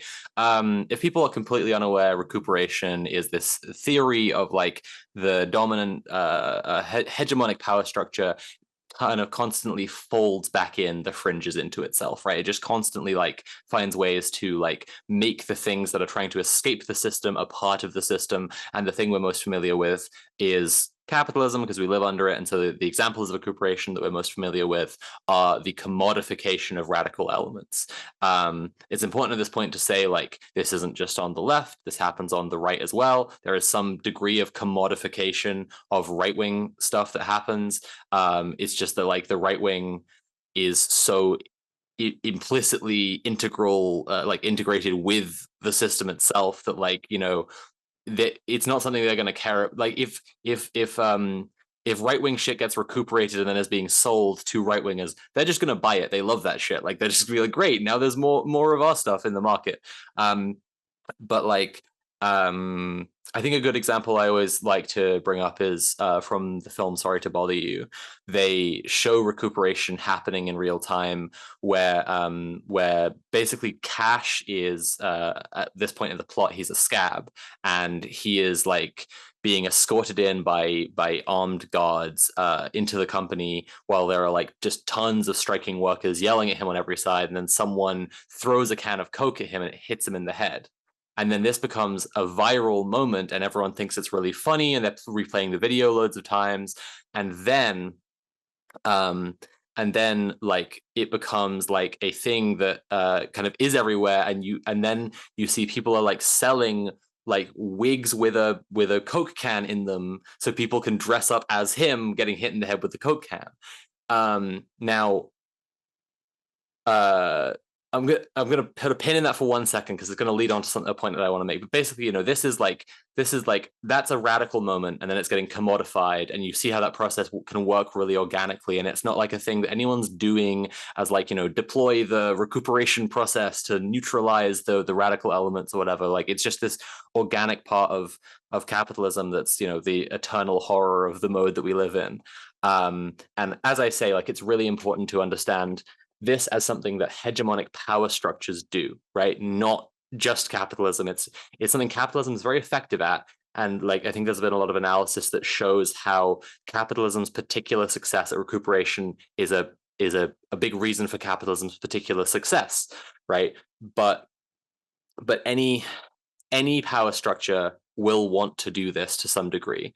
And like, I mean, if you even think about if you even think about like the ongoing reign of kings for hundreds of years, since we were just talking about that a minute ago, right? Like the fact that like people would see like an unjust king doing horrible things to all of his subjects, and then have a revolution to depose the king and install a new king, right? And it's just like, well, then everything's great, right? Well, it's like, no, you've ultimately like you've failed to escape the system, right? You put a new guy in charge, and like that I think is kind of just cleanly ball into the net, goal scored for the powers that be, in a way that like is a little bit trickier to see with capitalism, because it happens by this kind of insidious process where it's like something really radical is happening, and then it's a commodity, and then it's a buzzword, and it's an aesthetic, and then someone who has that aesthetic appeals to people who have those values, or like to think they have those values but haven't thought about them very hard, and then someone who has those aesthetics is running as like an MP, and then they can get voted in because they look like the person who has the right politics, or looks how you feel like, you know, you used to dress back when you thought you had the right politics, and now you're voting for him, and now he's prime minister. Hooray, it must be fixed, everything's better now because like a guy who's like me is in charge. Yeah, this kind of thing, right? yeah. I mean, and that's how we end up with you know, like you do see that after a lot of big, you know, I know, and actually Abolition Revolution talks about this again as well. Like there's one chapter that talks about the way that after, you know, various big protest movements in history, there will be like, you know, like if it's about a certain like a certain ethnic group being unjustly policed or something like that, like BLM or whatever. And then there will be like these figures that get elevated into local politics and all this kind of stuff, and it'll be like, oh look, like, well, we've got more minorities at the table now, and it's like this table is just like the table is the problem, right? And it's like, it doesn't matter if they look like you, it doesn't matter if they like have the like it doesn't matter if you can identify with them more, or the average like liberal person might identify with them more, because it's like the problem is the system, not the people that are the problem is Yeah. the train, not the people driving the train. It's like, Right. yeah. Well, it's like, so that, yeah. So then you have to look at what happens between radical elements split two ways if a radical movement is shut down, right? So the elements that are like successful at continuing to hold an audience and be successful in like having attention and be present in the movement, but aren't pushing very hard at their principles, like stick around long enough to make money off, basically, like make a living off what they're doing long term. And so I'm going to use BLM as the example that I'm going to talk through for a second, because I think it's a good one. We can see the split I'm going to describe. A lot of people have criticized people who were part of the officially constituted structure of Black Lives Matter, for collecting a bunch of money and then spending that money on shit to improve their lives. And like, to some degree, I think that, like, having looked at some of it, I think there's probably some fair criticisms of some people there who essentially became more bourgeois, and they essentially like got really comfortable off of their position as a BLM activist, right? But that's one side of the split, and that's the recuperative side of the split. And then there's the side which is just essentially shorn off, right? Like, if it's like, you have to think what's going to happen to the side of this split that has principles and is not going to get bought off, and there is no way in hell that's going to happen. And like with BLM, there's a famous case of Darren Seals, and I know people know this name, but I'll describe the case, and you might know that of this guy anyway. Darren Seals was a really prominent BLM activist who, after the George Floyd riots, was found like shot and set on fire in his car. And like there's been, there's had to be enormous pressure to get the police to investigate this, which is like already on its own, like, okay, so the police don't want to look into this, and I wonder why. And then, like, in the progress of their investigation so far, they've found that he was shot separately and then placed in the car and set on fire, right? So it's like, it's a scene that meant to look quite like someone who, I guess, just like someone who really hated them, just like shot them while they were in their car and then torched the car. And it's like, no, this looks like something that's really fucking calculated and deliberate, right? And like, this, horrible, calculated, deliberate shit happens to people who like stick with their principles and like who can't be bought off when a movement is kind of like crashing like a wave on rocks, right? Like, there's the part that just becomes, a wave is actually a really good way to kind of visualize what I'm describing here, right? The part of the wave that just laps back into the ocean, right? That's the part that's recuperated. It just folds back in again. And the part that becomes sea foam, it's like it just crashes, it's just mashed to bits. But like, obviously this is not the only way things can go. Obviously, like, a movement can succeed, and that's what this show is all about. Like, it obviously, I don't want to just like immediately doom pill people, and that's why we're having this like revisiting recuperation discussion. Because the last time we talked about recuperation, we were talking with Alistair from Ashenspire, which was a great episode. You should definitely check it out. Love Alistair so much. We message now and then to chat about, like, I think I messaged him the other day about Kierkegaard. Like, we're just like, what are you reading at the moment? Like, but we ended up, because we had Alistair on to talk about radical art, and this always happens, we ended up talking about recuperation, and just like the hopeless feeling of like, well, I'll make my radical art, but what's going to happen is I'm making it under a capitalist system, and then it's a commodity, and then people are buying it, and then it's just part of capitalism, right? And that just feels hopeless. So I'm nearly at the end of my spiel. We can start like earnestly discussing, so bringing it back to Cash with the Coke can, right? What happens in the end of the movie is they actually pull off a protest action that involves a bunch of people wearing the wigs with the Coke can in them, so that they all look the same, so that they're like disguised, so they can sneak through, right?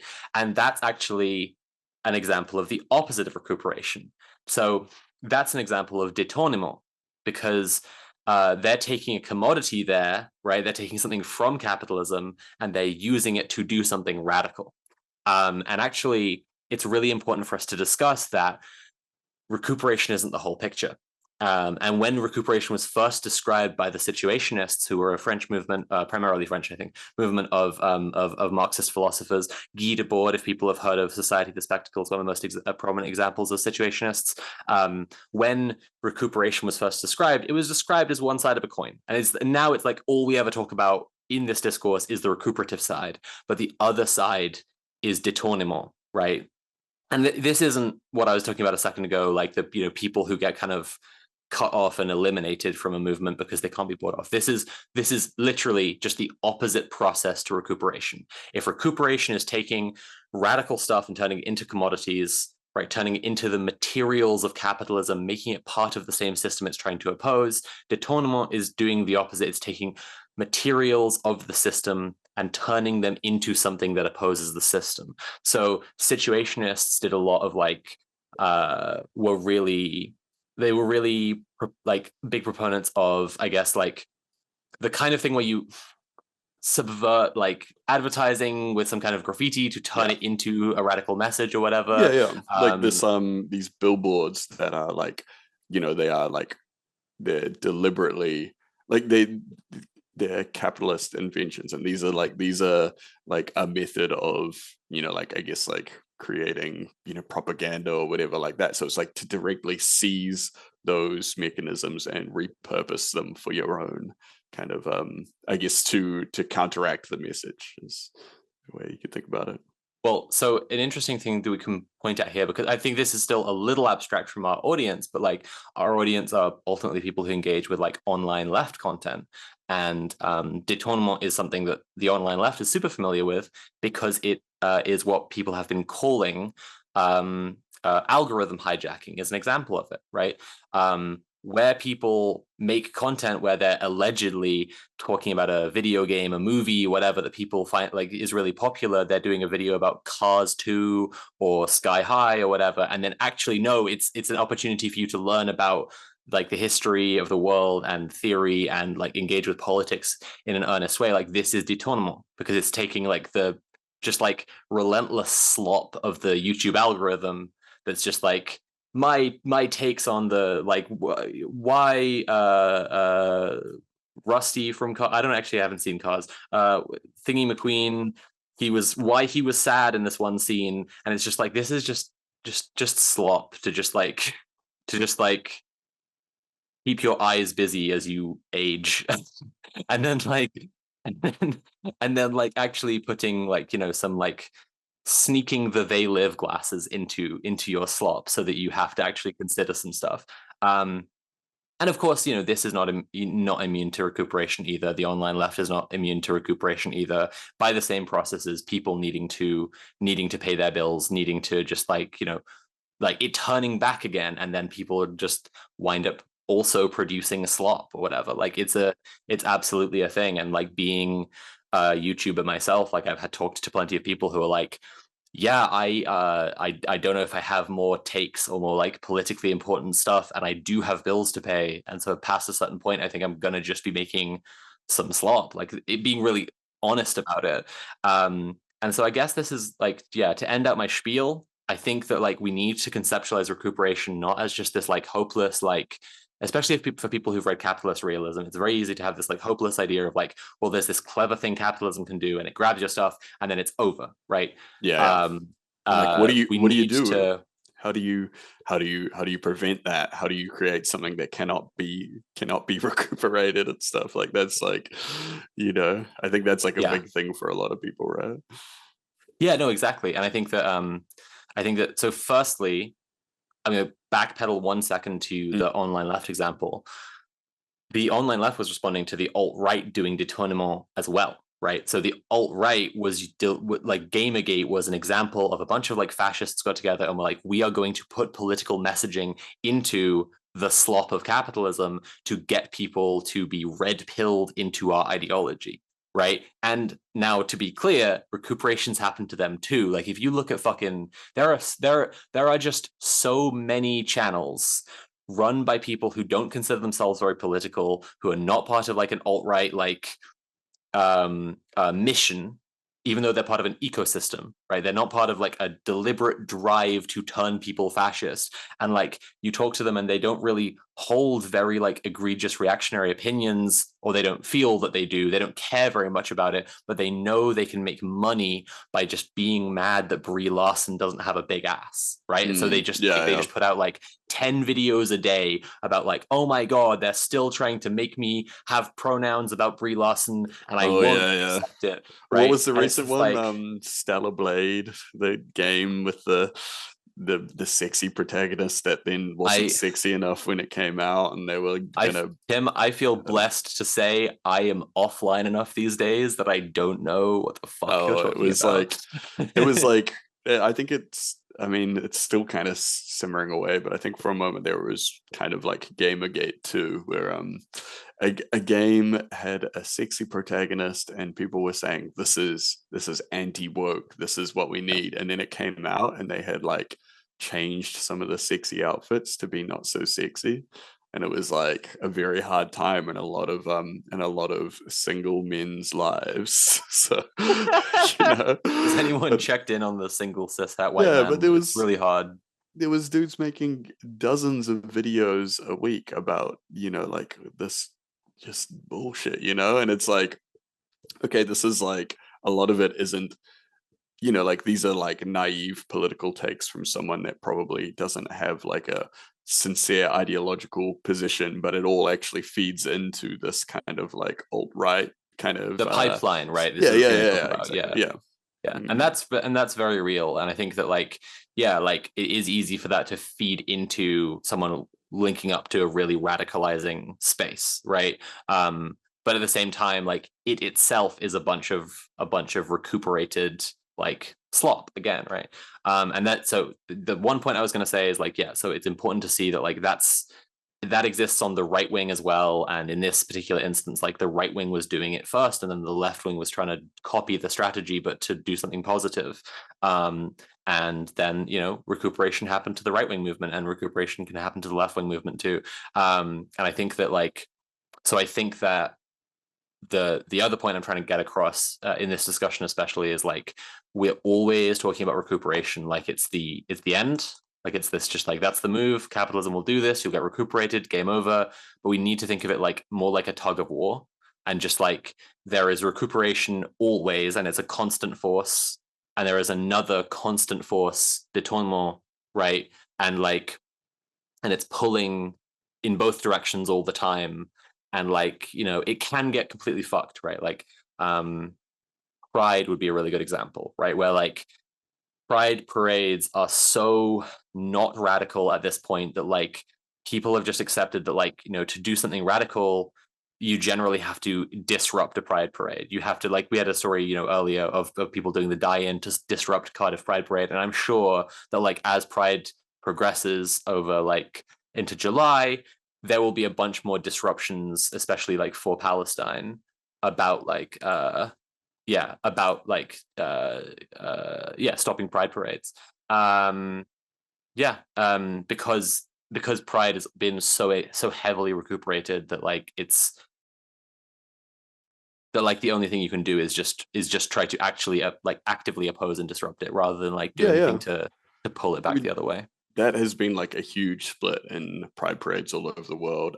Particularly here in Auckland a few years back, there was the No Police at Pride, No Pride in Prisons, those kind of movements that literally just fractured the pride movements, so that it's like, the corporate pride, you know, the rainbow tick, all that kind of stuff, versus like the grassroots, like the queer people making zines and markets and doing the fun stuff, hosting the club nights, all this kind of stuff. Like there's a very huge split and there's like a divide there.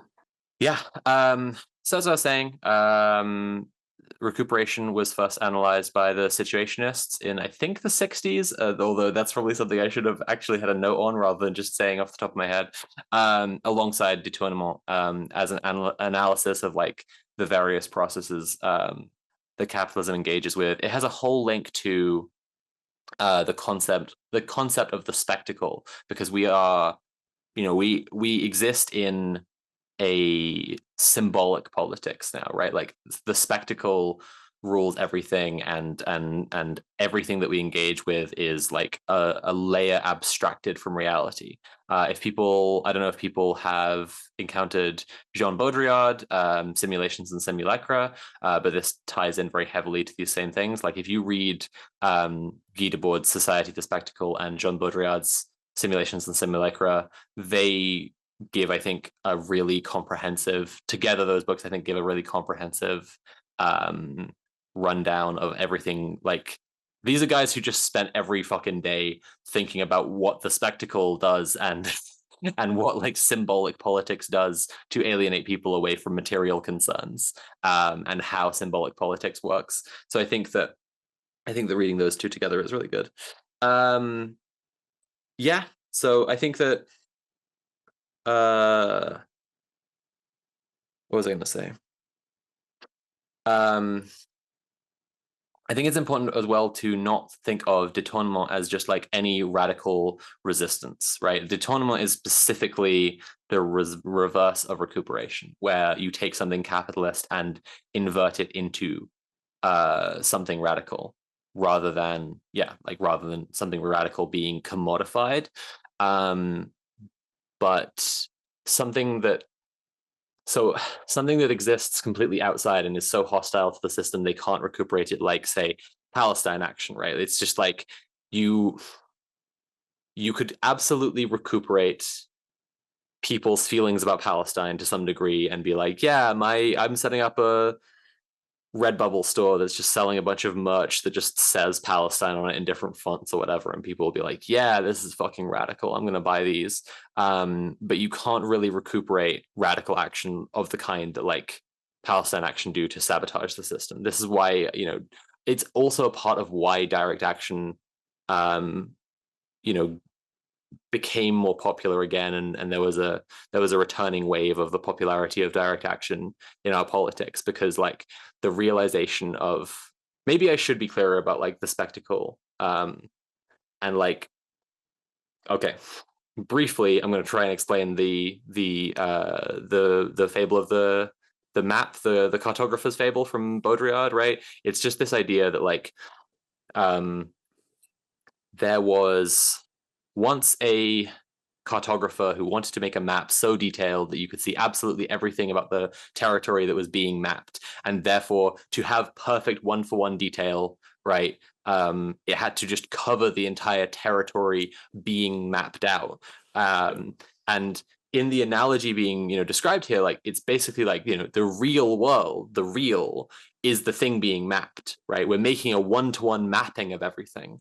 And you could think of like social media is doing this to a huge degree. There's this clip of like Bo Burnham saying like they're coming for every second of your life. That's what they want to do. They want to commodify every waking second you have. They want to turn every just moment of your existence into a commodity. And that is turning it into spectacle. That is turning it into this not real thing. And what we call that is the hyper real, right? And then that's the map. The map is what we kind of, and this is the interesting thing. Like I think that for lots of people who are super online, it's really easy to plug in, like to plug into this idea and understand like you exist in the hyper real because you are a brain, right? And your personhood is contained up here. And like and then you think that if you log off and go touch some grass, you will be out of the hyper real, you'll be in the real, right? And then the very quick thing you find is like you go to do that with some friends and you say to them, wow, I'm touching grass. and then you go, oh, I'm saying a meme from the internet. I'm not actually like enjoying. I'm not like enjoying the real right now. I've brought the hyper real with me. I've despoiled nature. Yeah, exactly. And this is important to understand. I'm just trying to get, back up into the basic concepts for a second so that we can more effectively discuss recuperation, I guess. But like there's in the analogy, you think, oh well, I switch between the real and the hyperreal, right? I can be looking at the ground or I can be looking at the map, right? And it's like not so. No, you like it's with you all the time. And this is important as well. Like people who are super online, I think I think it was Douglas Adams who said like that academics think of their bodies as just machines that move their brains from one meeting to another. And it's like, I think people who are very online get that like academic brain. Like I'm just a brain and my body just moves me from one meeting to another, or rather like my body is quite irrelevant and it's just like my fingers just like scroll me from one post to another. Um, but like this is again like this is buying into a kind of like a separated dichotomy between the hyperreal and the real, right? Like I'm either in the one thing or I'm in the other thing. And the reality is like you were a brain and a body. Something that Jay from the Zad talked to me about a bunch, and like I've encountered with a lot of other like animists and pagan spiritualists who are on the left, is like an emphasis of the body mind, right? As one word, the body mind, right? Like it's really important to acknowledge that like the mind isn't this thing that just exists up here. Like when you are scared and like you're in like fight or flight, whatever, it's not like you're just your brain that fills with adrenaline.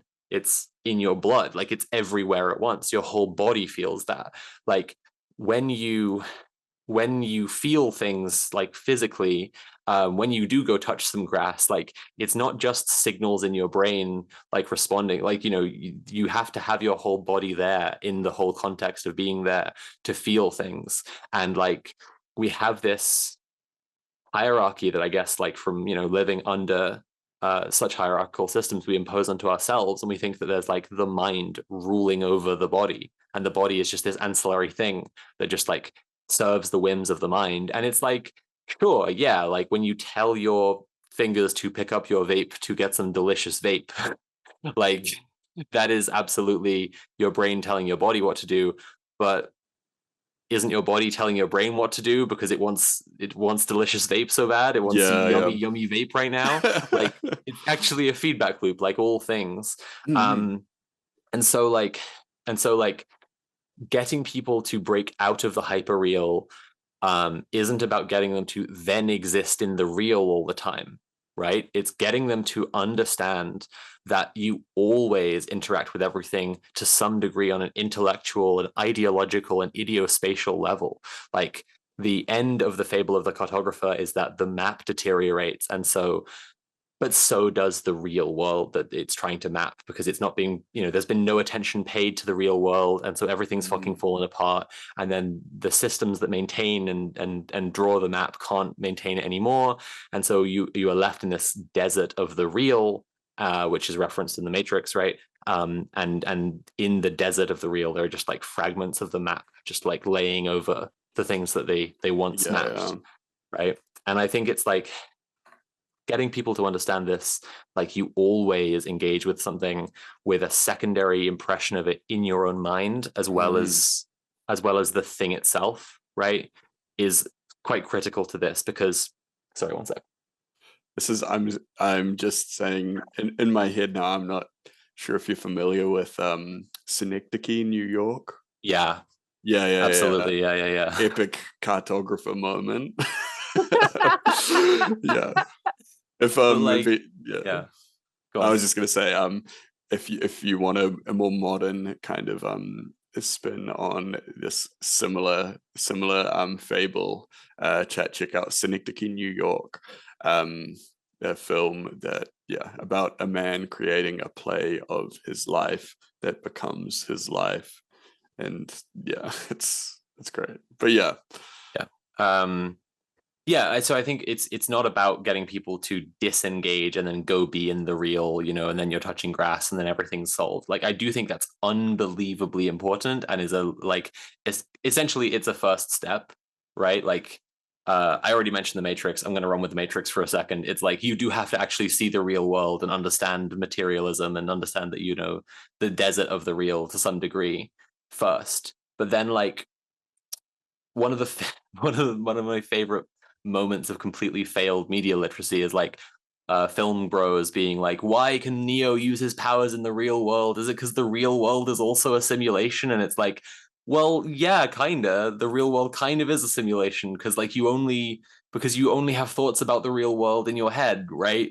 Like Yeah, you yeah. but like you have to acknowledge the dialectic here. Like you can see a post that upsets you so much that your whole body floods with adrenaline, even though it's not real.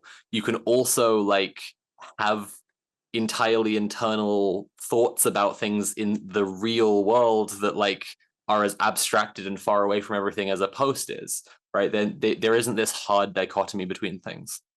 Anyway, so this kind of structuring of this hard dichotomy between things is, I think, quite essential to how our world of symbolic politics works, and the belief that like this sort of dissociative belief of like culture, art, commodities, all of this stuff is somehow in just a different layer to the real world, and you can just separate it off. And it's like, well, what happens in the fable, right? Like the map crumbles, it turns to shit, and that's because the real world turns to shit because no one's paying attention to it anymore.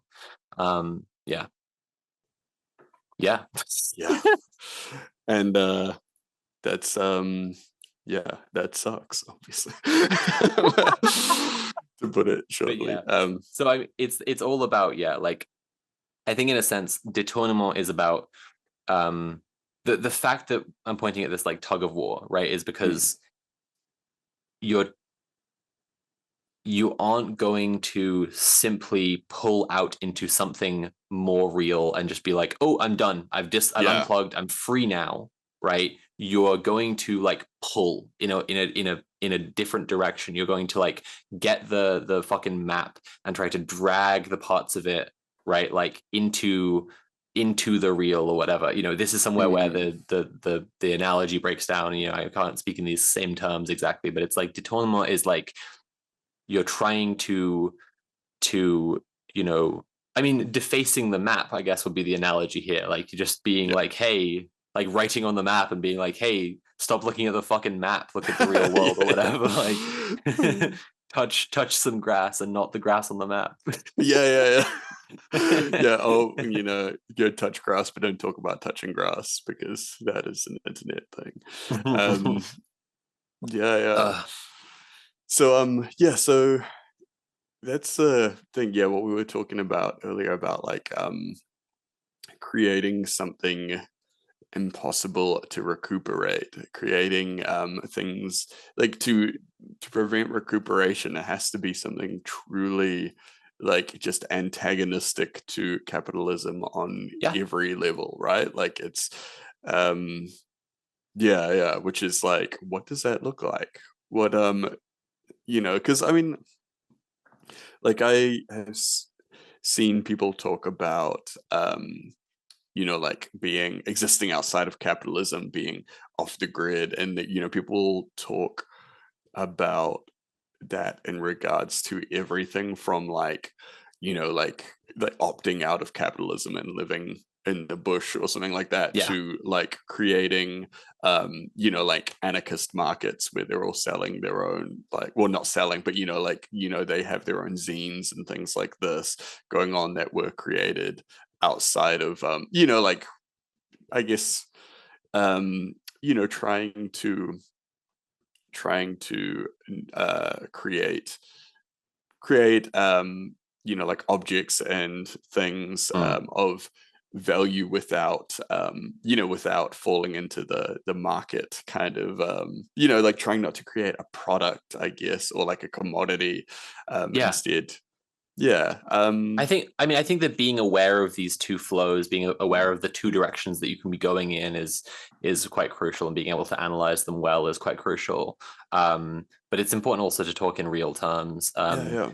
I've been thinking a bit recently about, I came into contact with a charity that like charity, I don't know, like nonprofits, basically it's distributing free food to centers and orgs and stuff that like Mm, don't pay for it. Like they just get free food that's like surplus food from supermarkets yeah. or from suppliers or whatever.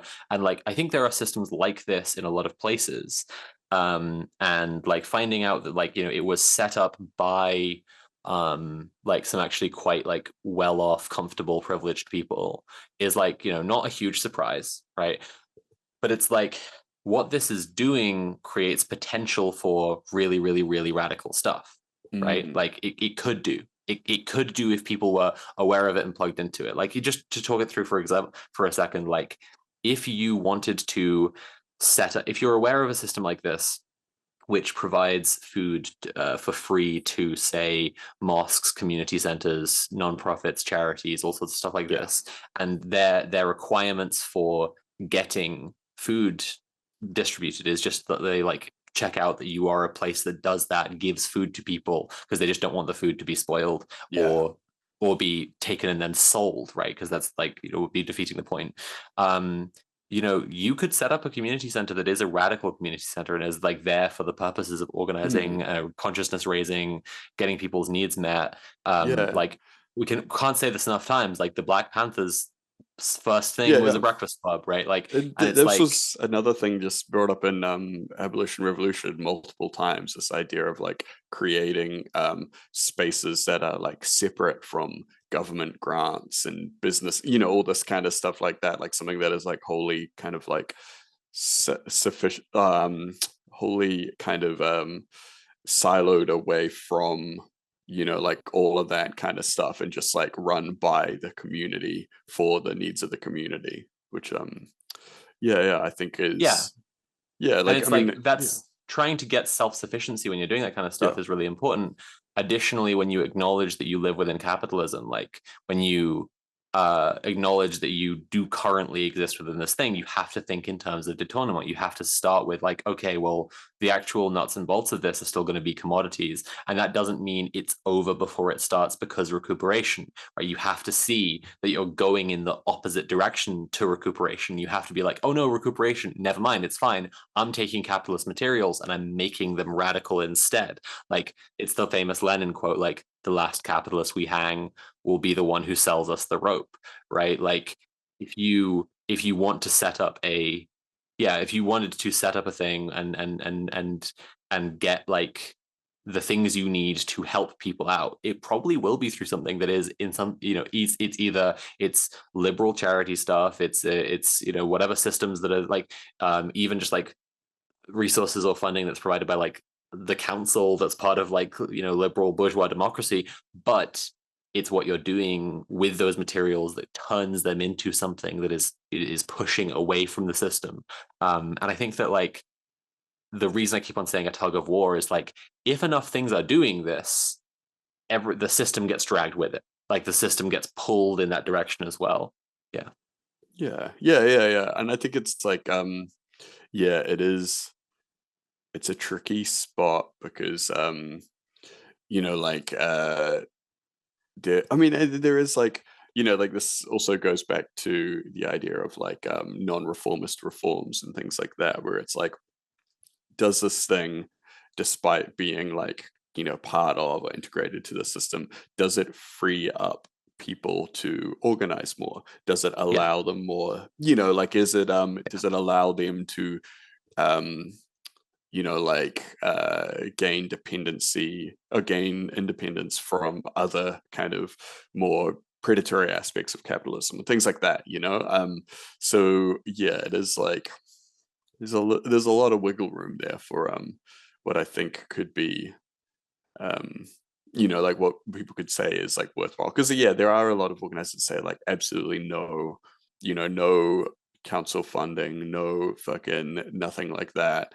But yeah, I don't know, I remember Cooperation Jackson, there was a lot of stuff talking about that, like using um like state funding or even like investment from even like some like questionable sources or whatever, but being like, is the end goal, or is what we're doing with it, does that does that justify what we're doing here? So Yeah. yeah, I think it's obviously something that's always like it's something to be critical of, while like when you're doing it, it's not like like I don't imagine anyone ever being like, oh yeah, we're gonna take some money from the government and then we're just gonna like kiss the glove. It's like, well, like I don't imagine anyone in like these kind of circles when they're listening to it. It's like Yeah. um yeah, it doesn't necessarily by complicity or by agreement or anything like that. um yeah. Yeah, I mean, so an example of what kind of close to what you're talking about, like, the first time I was in Yerevan, Armenia, was it the first time? No, it was the second time. I met with someone, Lilit Matrigosyan, who is like the transgender activist in Armenia, like because it's such a conservative and reactionary like culture regarding queer rights there, that like there is just literally one doll. Like that's the only person who's like willing to like be like stand up and like be public in her activism for trans rights, or at least that was the case when I was there, and that was a couple of years ago now. But like something that she had done was like accept money from the Dutch, I think the Dutch government, that was like they were giving funding to like people in like in countries where there are significantly like what like a significant lack of equality for queer people, Yeah. and they give that funding to allow people to do things that will help out queer people. And what she'd done with that funding was like get a space and turn it into a community center for queer people. It Yeah. was like a safe place where they could be around other queer people, and they could like know that they were like anonymous and not being not in any danger of being outed, and like like this kind of thing, right? Yeah. And it was just like seeing the space, I was like, holy shit, this is so cool. Hearing about it and then seeing it, I was like, holy shit, this is so cool. Hearing about the grant, I was like, oh, like I had a moment where I was like, hang on, like a big European country like gave the money to make this happen. How do I feel about like this politically now? And I'm just like, Yeah.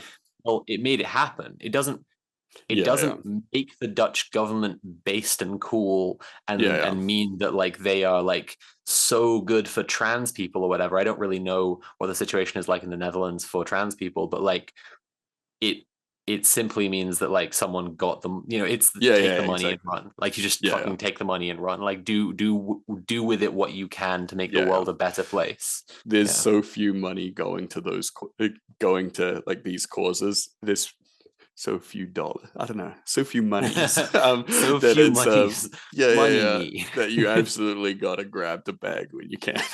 I mean, unless it's coming from something like like unless it was like literal like fucking Israeli blood money or something like that. Like Yes, of course, absolutely. Yeah. yeah, There's obviously some things that are just too yeah, despicable. exactly. Um, right, we have a couple of questions and we're about to run over time, so maybe we Ooh, yeah. should answer these questions and then wrap it up. Do you want to read the first one? Yeah, cool. So BRAT is asking, would a strategy of designing something to be recuperated in order to maximize its spread fall under something like détournement, or would that be its own strategy, and has it been tried? Ooh, okay. So That's a to very create a interesting question. subversive product that is to be spread through the mechanisms of, you know, of recuperation. Yeah, that's interesting. Has anything been tried like that? Like, because that's hard, because then it's like you've got to create, because so like recuperation obviously like can change things. So how would you create something that is because it's like the process of recuperation usually sands off those sharp edges, right? And it's like, how do you create something that is kind of impervious to that, like that is Yeah, I mean, I recuperated don't but know still if retains its edge. yeah, I guess like something having a lot of spread could arguably be recuperation just because like it is then a commodity that's being moved around as a commodity a lot. But I guess this is just exactly what I when we last talked about recuperation on the show, as I said, we were talking to Alistair, and Alistair was expressing this concern. So this is, in a sense, this is a whole discussion episode just for Alistair, just to answer these points and these worries where I think we didn't have quite a like very conclusive or satisfying conversation before. Like, the worry he was expressing was like, I'm going to make my radical art, but I'm making it and it's immediately a commodity. And it's like, if we treat the point at which it's a commodity as recuperation, then we are imagining defeat immediately, right? And I think that that's the question, is whether, and then it's a semantic argument, right? Like, is it being a commodity, then it's been recuperated immediately?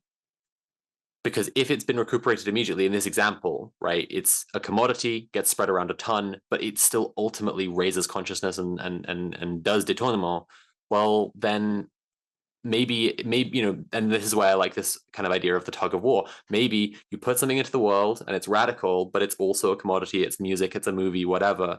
It's Sorry to Bother You. It's the How to Blow Up a Pipeline movie. It's Ash Inspire's excellent album, Hostile Architecture. I promise they're not sponsoring this episode.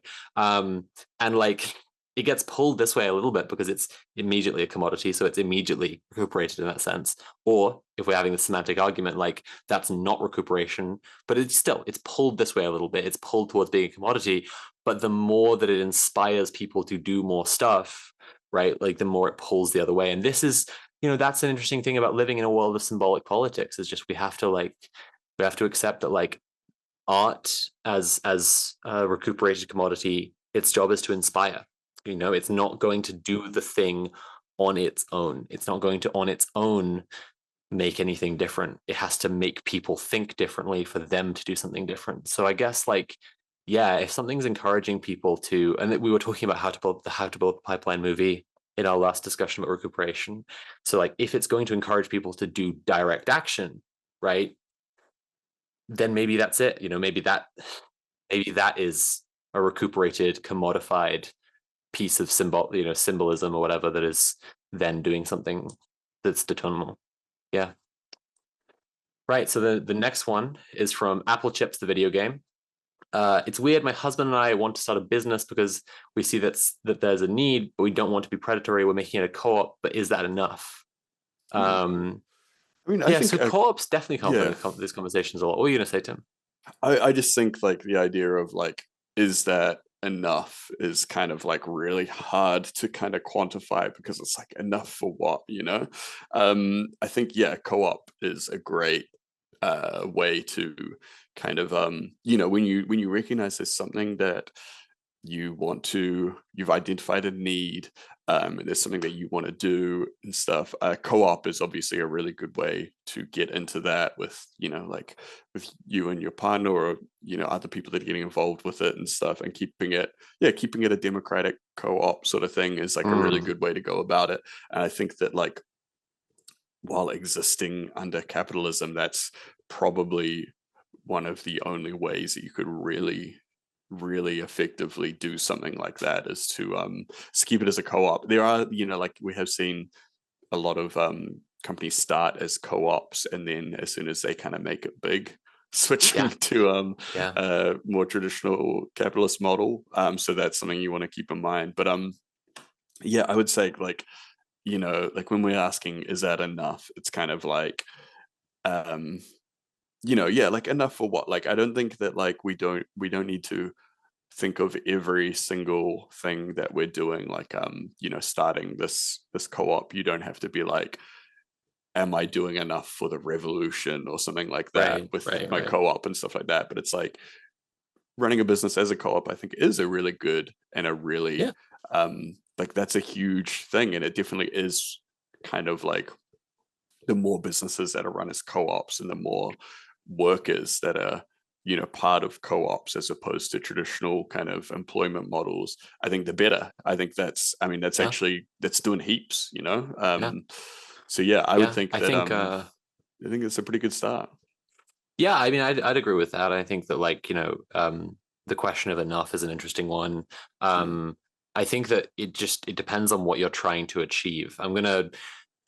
because a lot of my thinking has been, especially wired this way for a while now. Like I'm going to bring it into DBT terms for a second. And in DBT terms, like we are taught to think about objective goals, relationship goals, and self-respect goals, right? And like which ones you're prioritizing in interactions and situations. And it comes to this, right? You and your husband are starting a co-op. Okay, so relationship goals are irrelevant here. It's the thing you're both cool with this. It's not going to harm your relationship in any way. But what you're talking about is a tension between your objective goals and your self-respect goals, right? Like you want to be doing something that aligns with your values. You want to be engaging in values consistent action, and you want to feel good about what you're doing, right? And that's self-respect.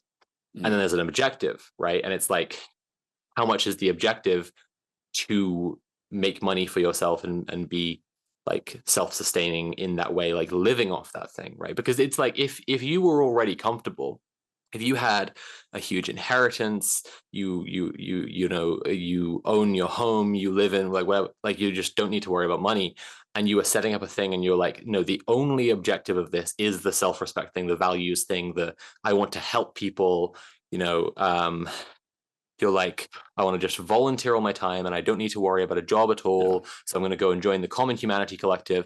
I'm going to make air filters and masks for people so that they can survive like wildfires and shit, right? Like that's kind of the extreme end, right? Because it's like that's making stuff, like using your labor to make stuff to give to people for free, right? And then the co-op is somewhere in between there and the like most capitalist you can imagine, where it's like my only goal is money. I want to be as rich as possible.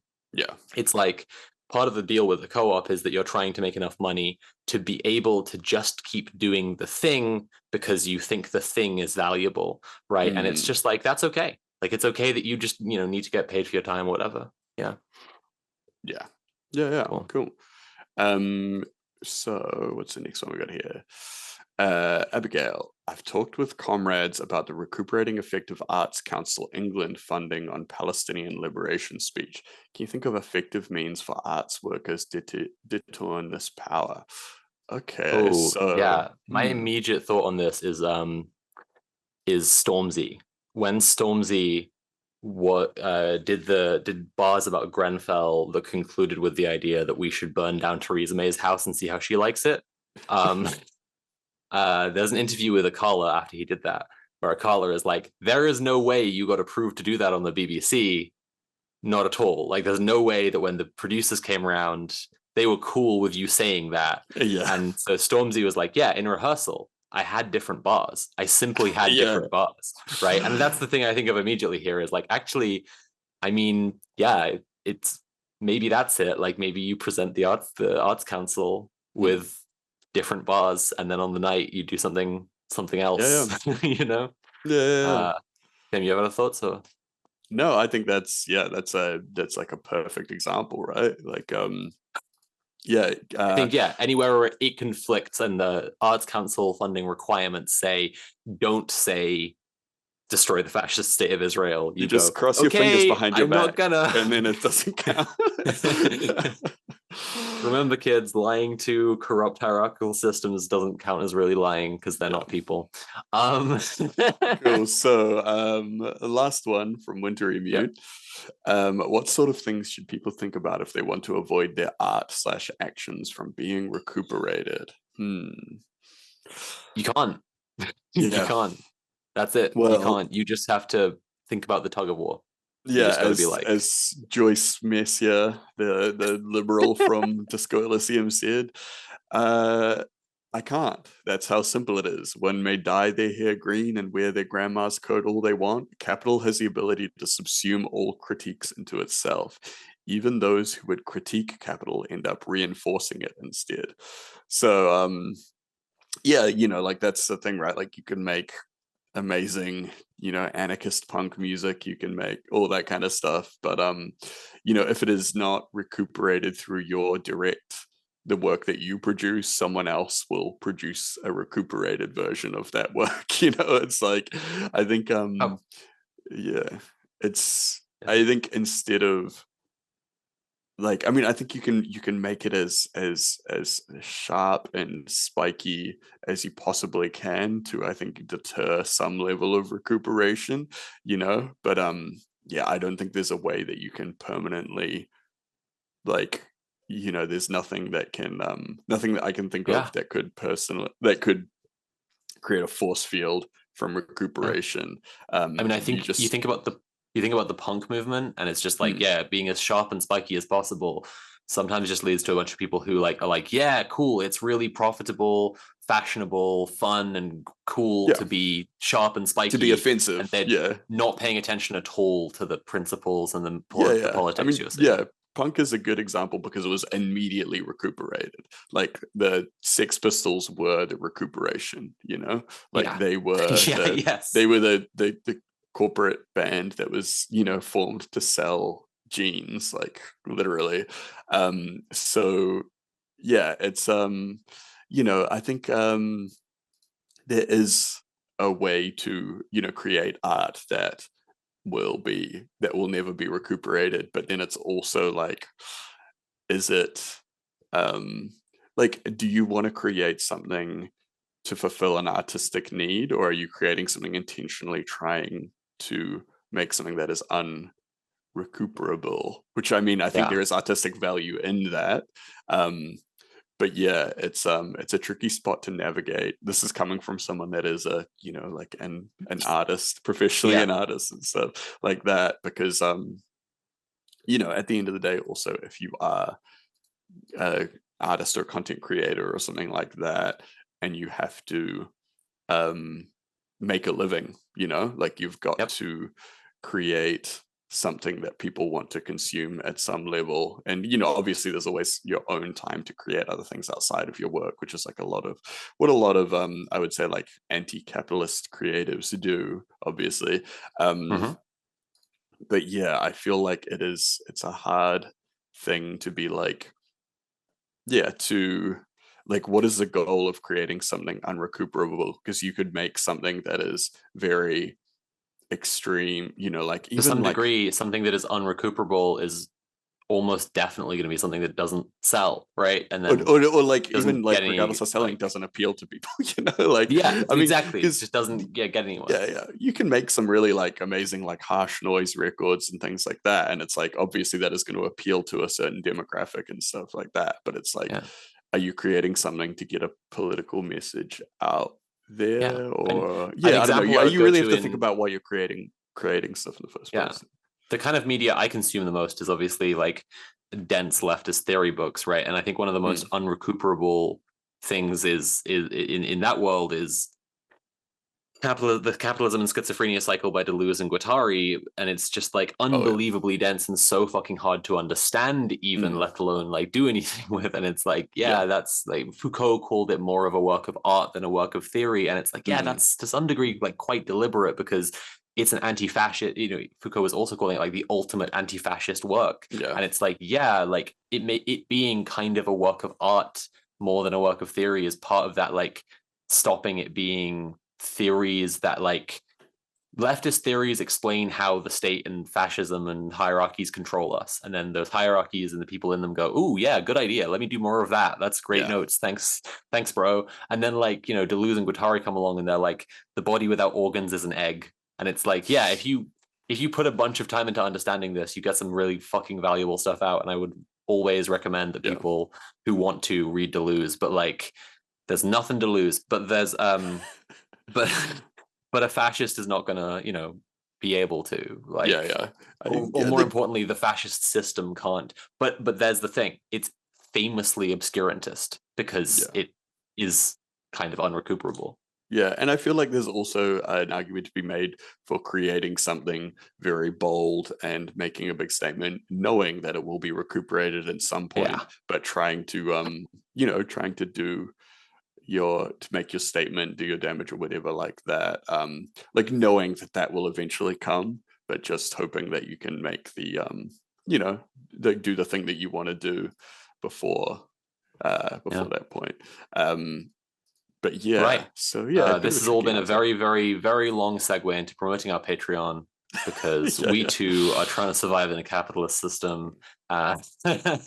So I don't think there's any homework this week. Yeah, it's just yeah, I mean, be aware of the two directions and the two forces of recuperation and détournement, and think about what you can do about it, I guess. But yeah, we are also trying to détourne a little bit and go somewhere with it, and we do need money to buy goods and services in order for that to work. So please go to patreon.com/red_planet and support the show. We're doing a short Patreon plug at the moment while we're changing to a new model of how we promote it.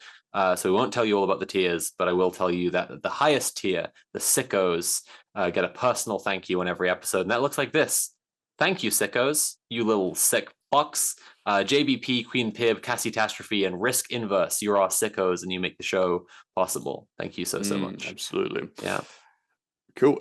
So what if our viewers are wondering, where can they hear more from this Sophie from Mars character? Where can we direct them? Absolutely. Well, all my thoughts are completely unrecuperable, and that's why you should give me money for them. I have been really financially struggling for a while now. Friends are helping me to buy my HRT and my groceries and pay my bills even, and money to even afford rent is quite tight. And I'm still on hiatus from making videos for a little bit longer. So I would really appreciate support, and people who want to help me to basically survive, please do that by going to linktree.ee/Sophie from Mars. My Patreon is listed there, and that, that's my most stable income. So if you go there and support me there, like, my new writing will be up there when it's done. My new videos will be up there when those writing turn into videos before they're on YouTube. So you can support me there if you want to, and I'd really, really appreciate that. That would help me a lot.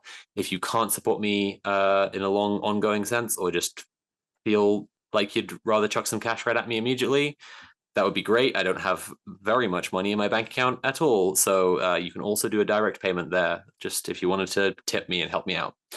There's also my socials there. So linktree.ee/Sophie from Mars, all one word.